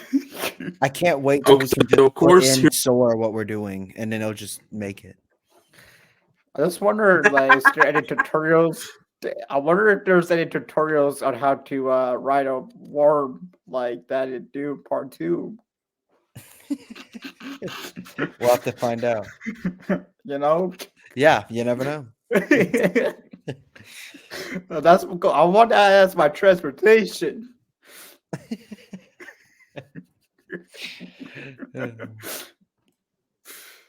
Come on. Why is it sending me an error? Like, I need this to show up right now for you guys. On the side, I'll pull this up. Shogun up here on the top right. I've heard can that read is it on Wiki. phenomenal. I've heard that's like one of the best shows right now. Oh, I need to see it. I really want to check it out. Breaking Bad's a great show So, of all guys, time. it's not going to work, so... So, who's saying Breaking Bad here? Everything's good right Oh, yeah, now. I've My seen Breaking goodness, Bad. we are really big. Yeah, Breaking Bad's so good, dude. Wait, Yeah. Dakota, you seen Breaking Bad, right? Dakota, Some of the seasons. you gotta I watch love some all of seasons. it, man. You gotta watch all of You it. gotta watch all of it. And you gotta see Better Call Saul, too. I'm on Better Call Saul right now. It's I'm so on good, like dude. halfway through season 2 right now. I'm gonna say Better Call Saul is a better show, but entertainment value, Breaking Bad. Yeah, I've heard it's very much Okay, like let's go. walks the line of being better on that same level. Like, there's some Yeah. people that really think Better Call Saul is a better show, and I mean, who's to say they're wrong? You know? Sopranos is pretty good too. Yeah, I've watched a couple episodes, but I need to like deep dive into Sopranos and just spend. I think that's a summer show for me. Like Yeah. by the end of like August, I want to have all of it done. I need to see Wire still. That's a show that's always been on my watch list. Which ones? The Wire. Oh yeah, everyone says the why. I've also need to watch Twin Peaks, man. Like everybody always talks about Twin Peaks, and I've never seen it. I still need to see it. I need to start watching Peaky Blinders too. Yeah, I've watched a couple episodes with my family. That it is a really good show. Yeah, it's You seen The slow. Bear? Oh, I've seen The Bear. It's Love the fantastic. Dakota. If you haven't seen The Bear, you need to do yourself a favor. I haven't Wow. seen it. Io DeBerry is getting all the awards, and she deserves it so much, bro. And I'm just excited to see where Okay, she here we goes with go. it. Everyone's careers exploded since then, to be Yeah, honest. on this because show. Richie's actor Evan Boss Margaret is gonna be the thing. Which is Jeremy- phenomenal casting. I think he's a perfect Ben. Yeah. He'll do a great job. And You guys ready for? yeah, we're right now. No, Yeah, no, no. yeah. Okay, you guys ready? Okay, so I'm just going to go through the Oscars that year, and we can, like me and Bilal have been doing. This is a little different, but this is the way we've been doing it the past few times. I'm gonna go through everything, and let's see if we could pick out a certain movie and put Dune in there. Okay. So, Best Picture, Coda won it that year, Oh, but Belfast, Don't Look Up, Drive My Car, Dune was nominated. King Richard, Licorice Pizza, Nightmare Alley, The Power of the Dog, and West Side Story. Do you think Coda should have won that, or do you think Dune could have? first of all, let's Dictate Boom with the nomination for that. That's just kind of wild to me. But anyways, I think Dude could have got that. But I still need to see Dakota. So Yeah, I Dakota? can't. You mean Coda? Dakota? Coda. Coda. I can't really speak for Coda either in that regard. I haven't seen it. Out of those nominations, that was a weird year because there was a lot of good movies, but there was a lot that I felt didn't fit. Like, Don't Look. What was it? Don't Look Up was that just wasn't a Best Picture nom for me. You could just probably fit in Dictate Boom for that. Huh? And plus, you gotta think. Take Yeah, yeah. I think Plus, Tick you gotta Tick think. Boom would have been. Yeah, would have been better. This is 1 year. All these movies are 1 year after the COVID year. So But you I mean, gotta think I about guess it. I guess I was thinking of just like out of the options that we had, I felt like some of the nominations were very strange. Though I thought Belfast should have won personally out of the So options I saw that year. That was a dude. The child actor in that movie is like one of the best I've seen probably in like 10 years. I can't imagine a 6-year-old ever being that talented. So let's go into Best Director noms. Jane Champion, I think her name is, or Chapman, won for The Power of the Dog. Kenneth Branagh, I think. Oh, that's the dude who plays in the Murder Murder Mystery. Yeah. Yeah. The director Drive My Car, Paul Thomas Anderson for Licorice Pizza. Oh my goodness, Pizza. My Southern's coming out right now. And Steven Spielberg was nominated for West Side Story. Could any of those have been taken out to put Denis in there, you think? Oh, yeah, I think so. Let me run the nominations again. Yeah, sorry, that's what I'm pulling up right now just to like make sure I'm on it. Jane Chapman, I think. Oh no, Power Dog is great though. That deserves it. Kenneth Branagh. I feel like they could probably for what movie? Belfast. Belfast. No, he deserves to be in there. I don't know how you that say direction this in director, Belfast was phenomenal. but the movie is Drive My Car. Drive My Car are her fantastic things though. I'm not gonna lie, I feel like everyone in this list fits. I wasn't the biggest fan of Licorice Pizza though. I wasn't, but the direction was good. I think the Direction, direction of Licorice Pizza was fine. The story wasn't it for me. It was kind of the writing was just all over the place. it was uncomfortable story wise though. The 10-year okay, just side thing. All these people obsessed with like massive age gaps in their films for relationships is the weirdest thing in cinema, and I do not understand it, and I don't know why we can't get out of that phase of film. It was very big in the 70s and 80s, and like I think the fact the movie starts out like, "Oh yeah, I'm 15 and you're like 20 something." I'm like, "Fuck, what the fuck are we doing here? Can we just make a movie that like is morally a decent relationship?" Like, you know what I'm saying? Yeah, it's Like, probably Paul Anderson's weakest film. You know, I agree with that, and it really came off like it wasn't going to be. I feel like you could probably snag in Dune over that for Denis Villeneuve. Yes. Honestly, this is unpopular, but I think Steven Spielberg is just kind of like, okay, like, oh, of course he's gonna be in it. Like, you know what I mean? Like, the dude's been nominated a million times, and I feel like West Side Story was good, but it wasn't like the most insane thing he's Yeah, directed in his time. but the thing about Spielberg is I like he finds like a no-name actor or actress and then just blows them up. Like for example, nobody heard Rachel Zegler before West Side Story. Now after that, her career like blew up. That's a good point. Yeah. You guys all talk about these films. I have not seen one of them. I heard Drive My Car was really good. I want to watch that one. I really want to watch that. I've been watching a lot of like Eastern Asian cinema recently, so Korean that's one I need cinema to know. hits different though. Dude, it really does. Yeah. We're about to watch Old Boy in a Old couple Boy weeks. is In my so classes. good, dude. Yeah.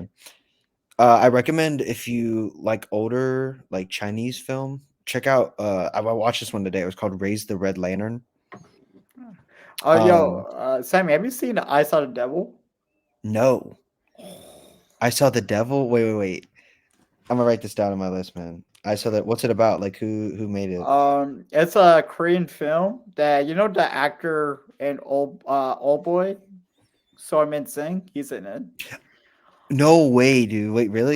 He plays a serial killer, and it's like the most intense and terrifying revenge story I've ever seen, bro. It's like cat and mouse revenge story where like So Min Sing's character gets captured and released, and so many times it's oh my, it's like 2 hours. You got me fucking sold, dude. Yeah, it's so good, dude. I'll make sure to check that one out, and we'll talk about this on future episode for sure, man. Yeah. Okay, let's get into Best Actor. Who won it was Will Smith. With Keith Richard. We all remember the Oscars that year. Notorious slap to Chris Rock. Oh man, I wish Will Smith could slap me like that though. Yeah, facts. Javier Bardem was nominated. Benedict Cumberbatch. For Power Dog, yeah. Andrew Garfield was nominated for Tick Tick Boom. Should win, in my opinion. And then Denzel Washington was nominated for The Tragedy of Macbeth. That's fair too. I don't think it should have won, but that's a really close one. That was. Do you guys think? Yeah. Anybody could pulled out for Mr. Timmy? Nah. I think that's a solo list. And I'm just being honest. I'm very much a believer. And I'm going to say, I'm probably going to take this back once I see Wonka. I haven't seen Timothy be super versatile. Have you watched The King? The King? No, I haven't seen The King. Watch The King and you will see why he could have been nominated. That dude, he plays King, I think King Harry in it. He plays him good. Dude, yeah, I'll have to check it out. I like his performance in Dune. And it fits the movie, but it wasn't one I walked out of and was like, yeah, that's the best I've seen. That's one of the best I've seen all year. Like, that's how I felt with like Zac Efron and Iron Claw, which Snub City. Dude, Zac Efron. You and him would get so along with that. I was so pissed that the Oscars team nominated him, bro. Like, shit, bro. Actual scam, dude. I've never seen a movie impact as many like the people around me in a way in a really long time, unlike Iron Claw. Give me more Zac Efron serious Dermando roles, please. And he really gives his all. They did this to him with Ted Bundy, which I mean, like, he was phenomenal. It was close to getting a nom, but like it needed that push, and this was the push, and they still didn't goddamn give it to him. And shout out to who's the director of that movie? Sean, I forget his last name, Durkin. man. Birkin, dude. Durkin. Durkin? Yeah. Sean Durkin, dude. That direction is insane. The wide shot, like zoom in, that shit is fucking genius, dude. I could talk about that all day. Like that, the whole setup for starting and ending scenes that he does throughout the movie, like low key some influential shit. But anyway, back to the topic at hand. One thing before we go, best actress. Guess what film got Timmy into acting? What film he watched? What film you think he watched that he's thought, oh, I want to become an actor? The Godfather? What? The Godfather? Okay, Sammy, what's yours? Mine's very close to that in a different way. What is it? Shark Tale. No. It is Scorsese's in it. It's Christopher Nolan's best movie. Dark Knight. When he saw Dark Knight, he said when he was around 13 years old the first time, he knew he wanted to be an actor after watching that movie. Heath Ledger will do it. To be honest with you, after watching Dune and seeing Demi, I don't know who the hell Demi is. Timmy's performance in this, I'm like, I kind of become an actor. I'm like, Timothy Chalamet. Timothy. Or Timothée. Technically, his Timothée. No, that's what his name is. Technically, if you do the French way, it's Timothée. Timothée. Yeah, that's what Timothée. That's what Chalamet. He's got to sell me on Bob Dylan, and that's a future. That's the movie I'm looking forward to. I'm looking forward to it, but I need to see. It's got to be his best movie. It's got to be the one he puts everything into, man. It seems like everyone's talking about Dune Part 2. He is great in Dune Part 2. So true, but playing a movie character, a book character versus like a real life, like one of the greatest musicians of all time, and he doesn't really look like him. I'm really like they gotta really. So he needs to pull Austin Butler technically. Well, I've heard they've given him like unreleased music to like study and like work with, and like they're really trying to give him everything. But because I'm just excited to see what happens with that and like where that goes in the next year. Because everyone has said Bilal, and everyone has said Austin Butler kills that fate. Everybody's saying the trailers. And then everyone said he got nominated for Elvis. It's like, can Timmy do what Austin did? That's the question. That we all have. Yeah. I don't look at Austin Butler saying no. Oh, this dude texted me. Austin Butler's giving people nightmares now. I gave it it did give me nightmares. Trust me. Okay, it's too bald to trust. You know what I'm saying? Like, he's just too bald to trust. I don't know how. Even if I see a regular Austin Butler in the street, I run away, man. No. So, do you think Rebecca Ferguson was a main actress in this or a supporting actress? Supporting. Wait. So that's kind of a hard one because I feel like she becomes it's kind of main role. And supporting. It's kind of weird. Yeah, it's like she plays supporting at first, but then if you were the Academy, though, what would you put her under? If you were the Academy, supporting probably. Yeah, they're pretty. Yeah, they have a pretty strict idea. You guys gotta explain to me on this, but after seeing 2 roles that she's in, I'm still wondering how she won this. So, supporting actress Ariana DeBose won for West Side Story. Please let me go through the nominations and tell me how she won.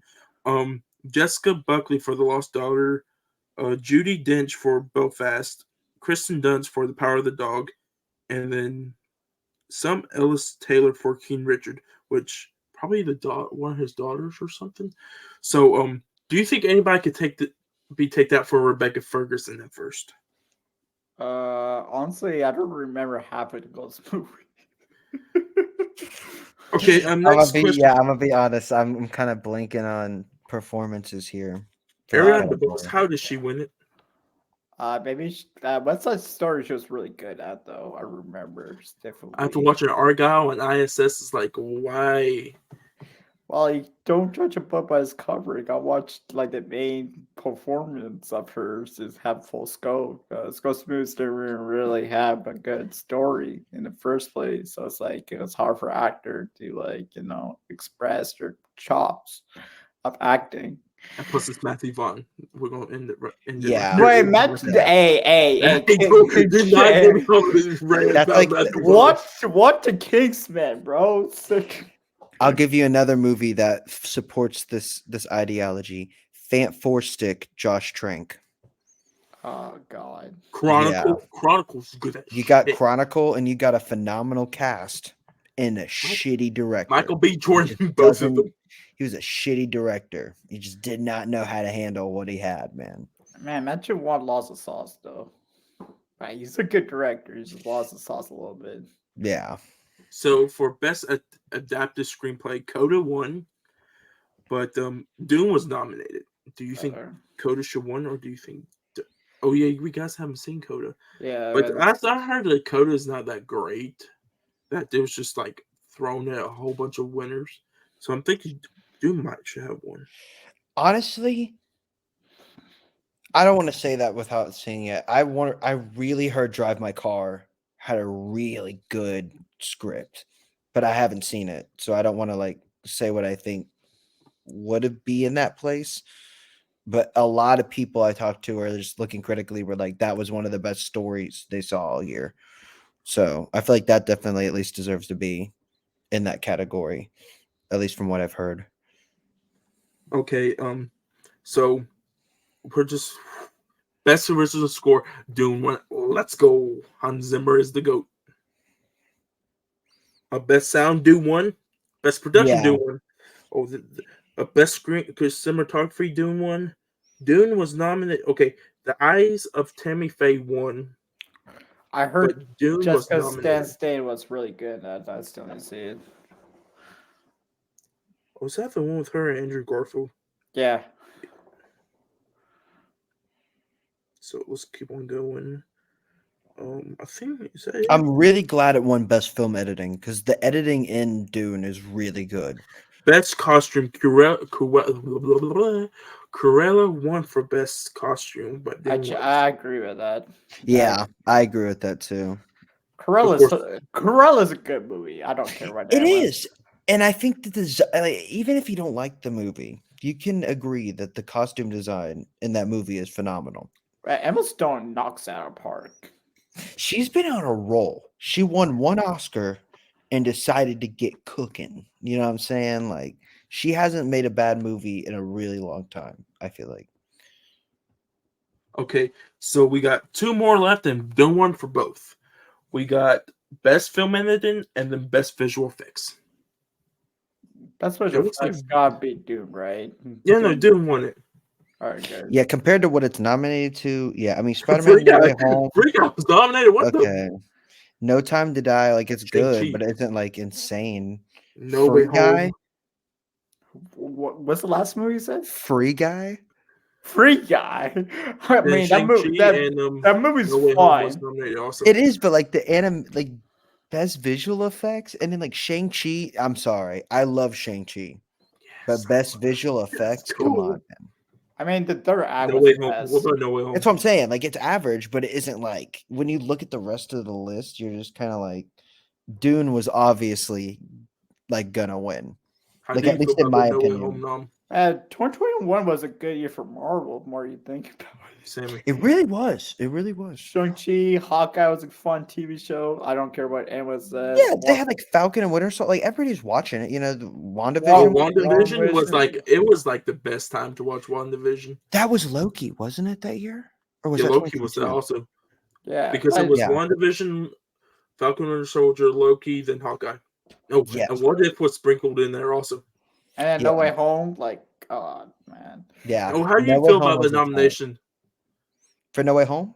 Yeah, I think that's fine. I mean, like, I think for what it was one of the better visual effects for Marvel movies. I think Disney definitely has this like connection with the Academy in a lot of ways, because you'll see stuff get nominated all the time. I'm like, okay, that was an okay movie. I don't really know why that's like here. You know what I mean? especially in like best animated feature. I feel like over the last few years we've had Disney movies nominated, and I'm like, it was good, but like there's been Wasn't way good. better.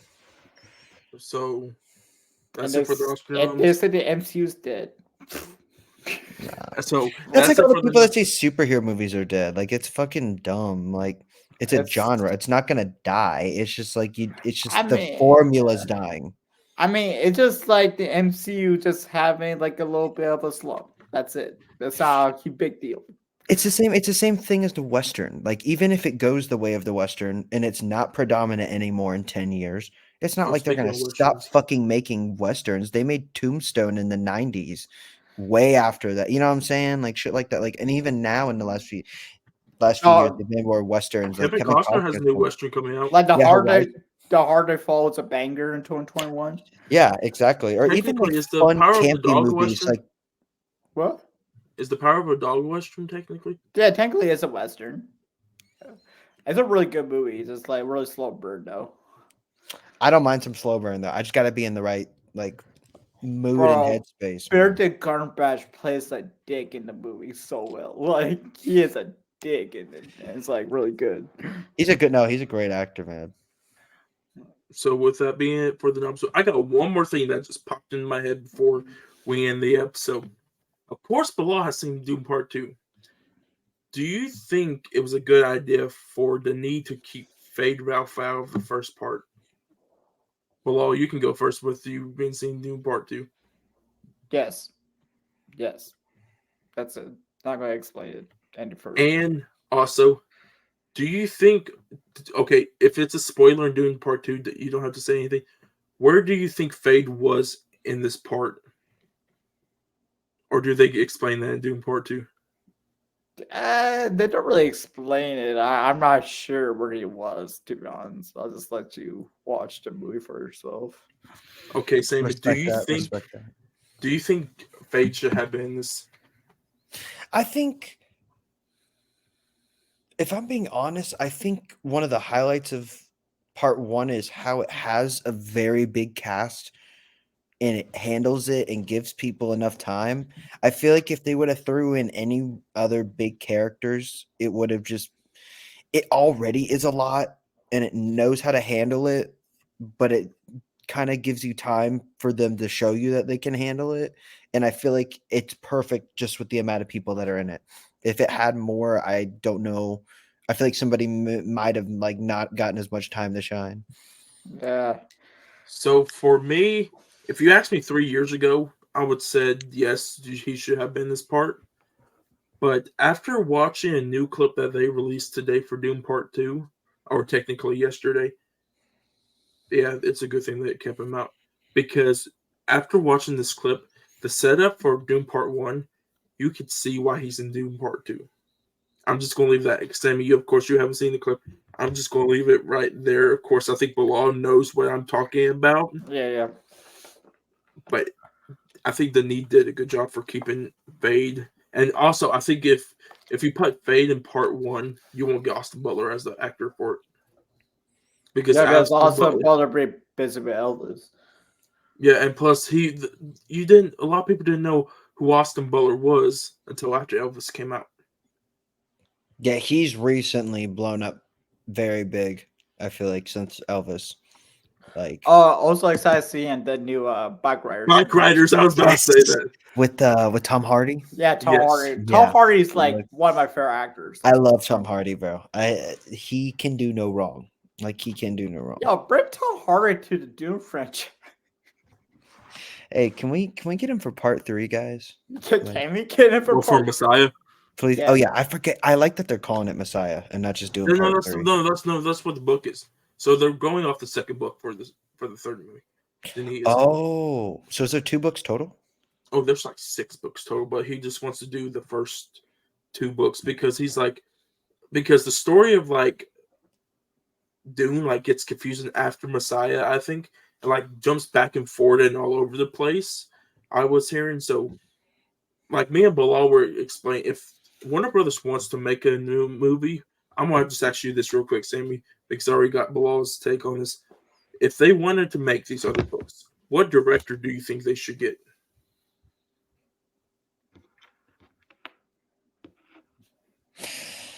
If you would have asked me this like 5 years ago, I would have said Ridley Scott, but now I really am rethinking that.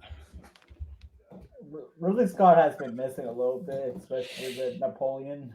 Well, also, I don't know if you heard reports about Gladiator 2, but He's saying, apparently they went over budget by like almost $130 million. There was animal cruelty claims, um, extensive reshoots, but it was originally $170 and they ended with $310 million as the but I total. also been hearing test scores are out the roof That's on I think Gladiator 2. that's the yin and yang to it. Everybody's saying it's really like And just think it's coming out on Thanksgiving week, and also because people are going to be going to the theater probably. yeah. And I feel like Gladiator, I mean, obviously, everyone knows Gladiator 1, so we're interested to see how 2 is going to work. I need to watch the first one. Well, Oh, yeah, you got to watch the first one, dude. That's one of Joaquin's best too. That's like his I first own it, big but like I'm just movie. waiting. Yeah, that's a good one, man. Russell Crowe kills it. I cannot wait to see when he sees the Alien movies because And we got to have a whole episode on that. I'll be honest with you because Alien, there's a huge debate whether Alien 1 or 2 is better.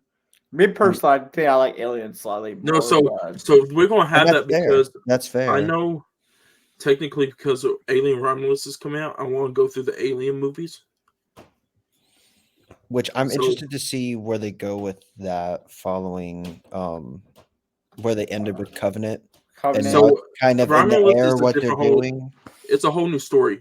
It's set, I think, before number 1. I like that. Okay. Isabella Morissette and Kelly Spaney are in it. And Who's directing it? Fede Alvarez. Okay. I'm on board with Fede. I'm on, especially after Evil Dead 2013. I'm on board with Fede all the way. I'm a firm believer in just having someone else in the ring doing Alien at this point. As much as I love Ridley Scott, I feel like it's a property that needs new creative people in it. So but one other thing, because me and Bilal got this, do you think really should have done Blade Runner 2049 because he regrets it now? Or do you think Denis should have done it? No, I think 2049 is perfect the way it is. And I think having a different perspective on it, it helps grow the movie and it grows the world. Like I didn't expect to watch 2049 and feel like I learned a lot more, but I really did. And I feel like it's arguably better than the first movie. So I think Denis was perfect for it. Oh yeah, Bilal, where does this rank in your Denis filmography? Okay. So I've seen 7 of this, right? No, 6. 6, right. I think my number 1 still Blade Runner 49. My number 2 is Sicario. 3 is Prisoners. 4 is Arrival.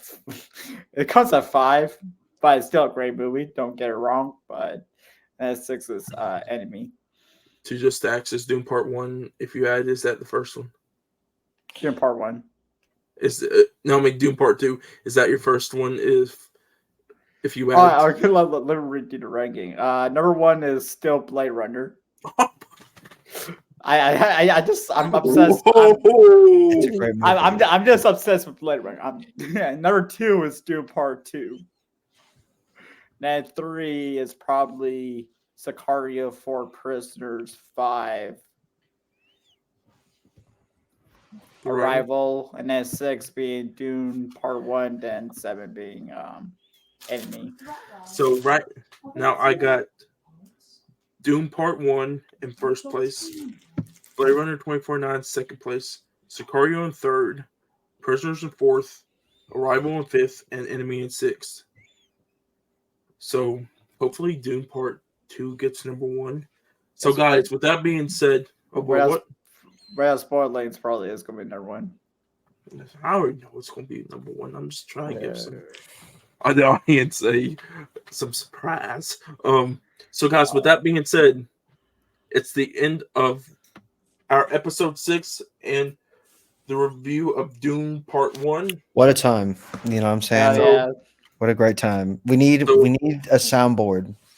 for this Oh, podcast. I really would bad. love to get a soundboard for this podcast. And like we need to play the Family Feud theme song, or at least as much as we can before YouTube copyrights it. Oh, true. So guys, with that being said, let's get into our future episodes.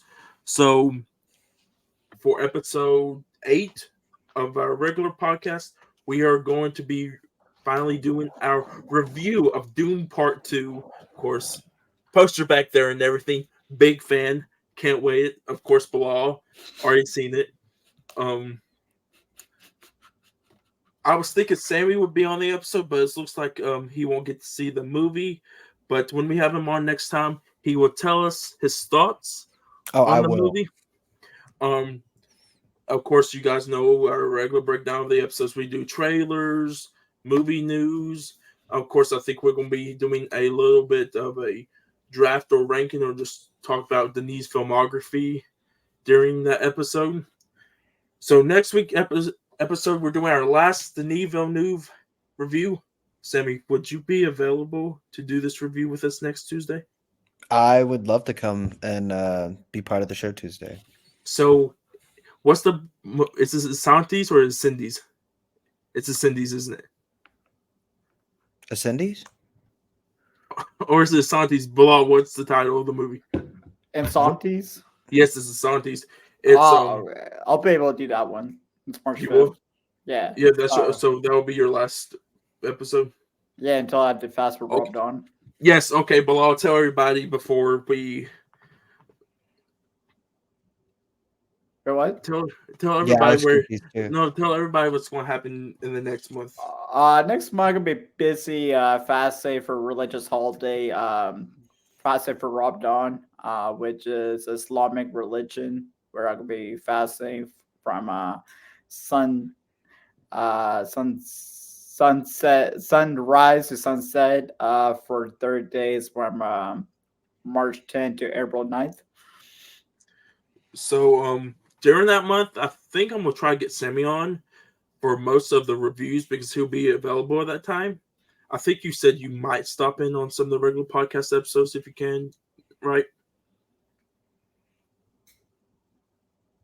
Are you talking to me? I'm so sorry. I thought you thought I was still talking you gotta, yeah, I really did. You gotta. Okay, so you yeah, said I should be able to help. Yeah, I should be able to hop on a couple more episodes in the next month or so. Okay, or throughout the next month. If Sammy can't come on to the regular podcast, if he don't have no time, either I will find another guest, of course, from the film talk, or somebody personal like Sammy, or of course I'll be running through the episodes like we did the last episode right before Bilal came back when he went out of town. So Sammy, just to give you a little bit of rundown real quick of what we're going to be doing, and of course the podcast should know after Isandes, we're going to be doing the Godzilla MonsterVerse movies. Let's go. I haven't watched any of them. So, you haven't watched any of them? Except for the first one. I saw the first one. Wait, sure you haven't seen Godzilla versus Kong? No. But you haven't seen Godfather movie, so it makes up for it. Yeah. So now why it's my time to catch up. Why do you have to throw that at me? You gotta watch the Japanese ones, man. The OG. Oh, I definitely want to. So, guys, with that being said, Sammy will be back, just to let you guys know, for next in a banana suit. In a banana suit. That would be so funny if you pop up in that and you be wearing that. I'm just gonna have different suits for different episodes. For Sandy's, not this next episode, but if you be down, would you join just real quick for our first episode that Bilal won't be on here, just to give your Dune Part 2 thoughts? Yeah, I don't mind doing that at all. Yeah. But if you want to stay, if you can, because I know you'll be busy, especially on Saturdays with school and stuff. For sure, I'll be able to at least hop in and talk for a minute. So I'd love to be on the show and give my input. And thank you guys for having me on here today. It's been a great time. I'd love to come back and do more for sure. Oh, I think everyone will love you being on here because especially with your film knowledge, like as much as ours, because I think there's not a lot of people like in the general audience and outside film talk to have like much of knowledge as like we do as like film talkers or film YouTubers. But guys, with that being said, I hope you have a great week. When you hear me and Bilal, it will be next Monday for an episode for Dune Part 2. Dune Part 2. So, Bilal, I will see you Saturday to record the episode. And Sammy, we will see you next Tuesday to record the review for Insandees. So, guys, with that being said, I hope you guys have a great week. I'll see you guys next time. Stay sexy, and we'll be right back. All right. I hope everyone has a great week. Peace and be out.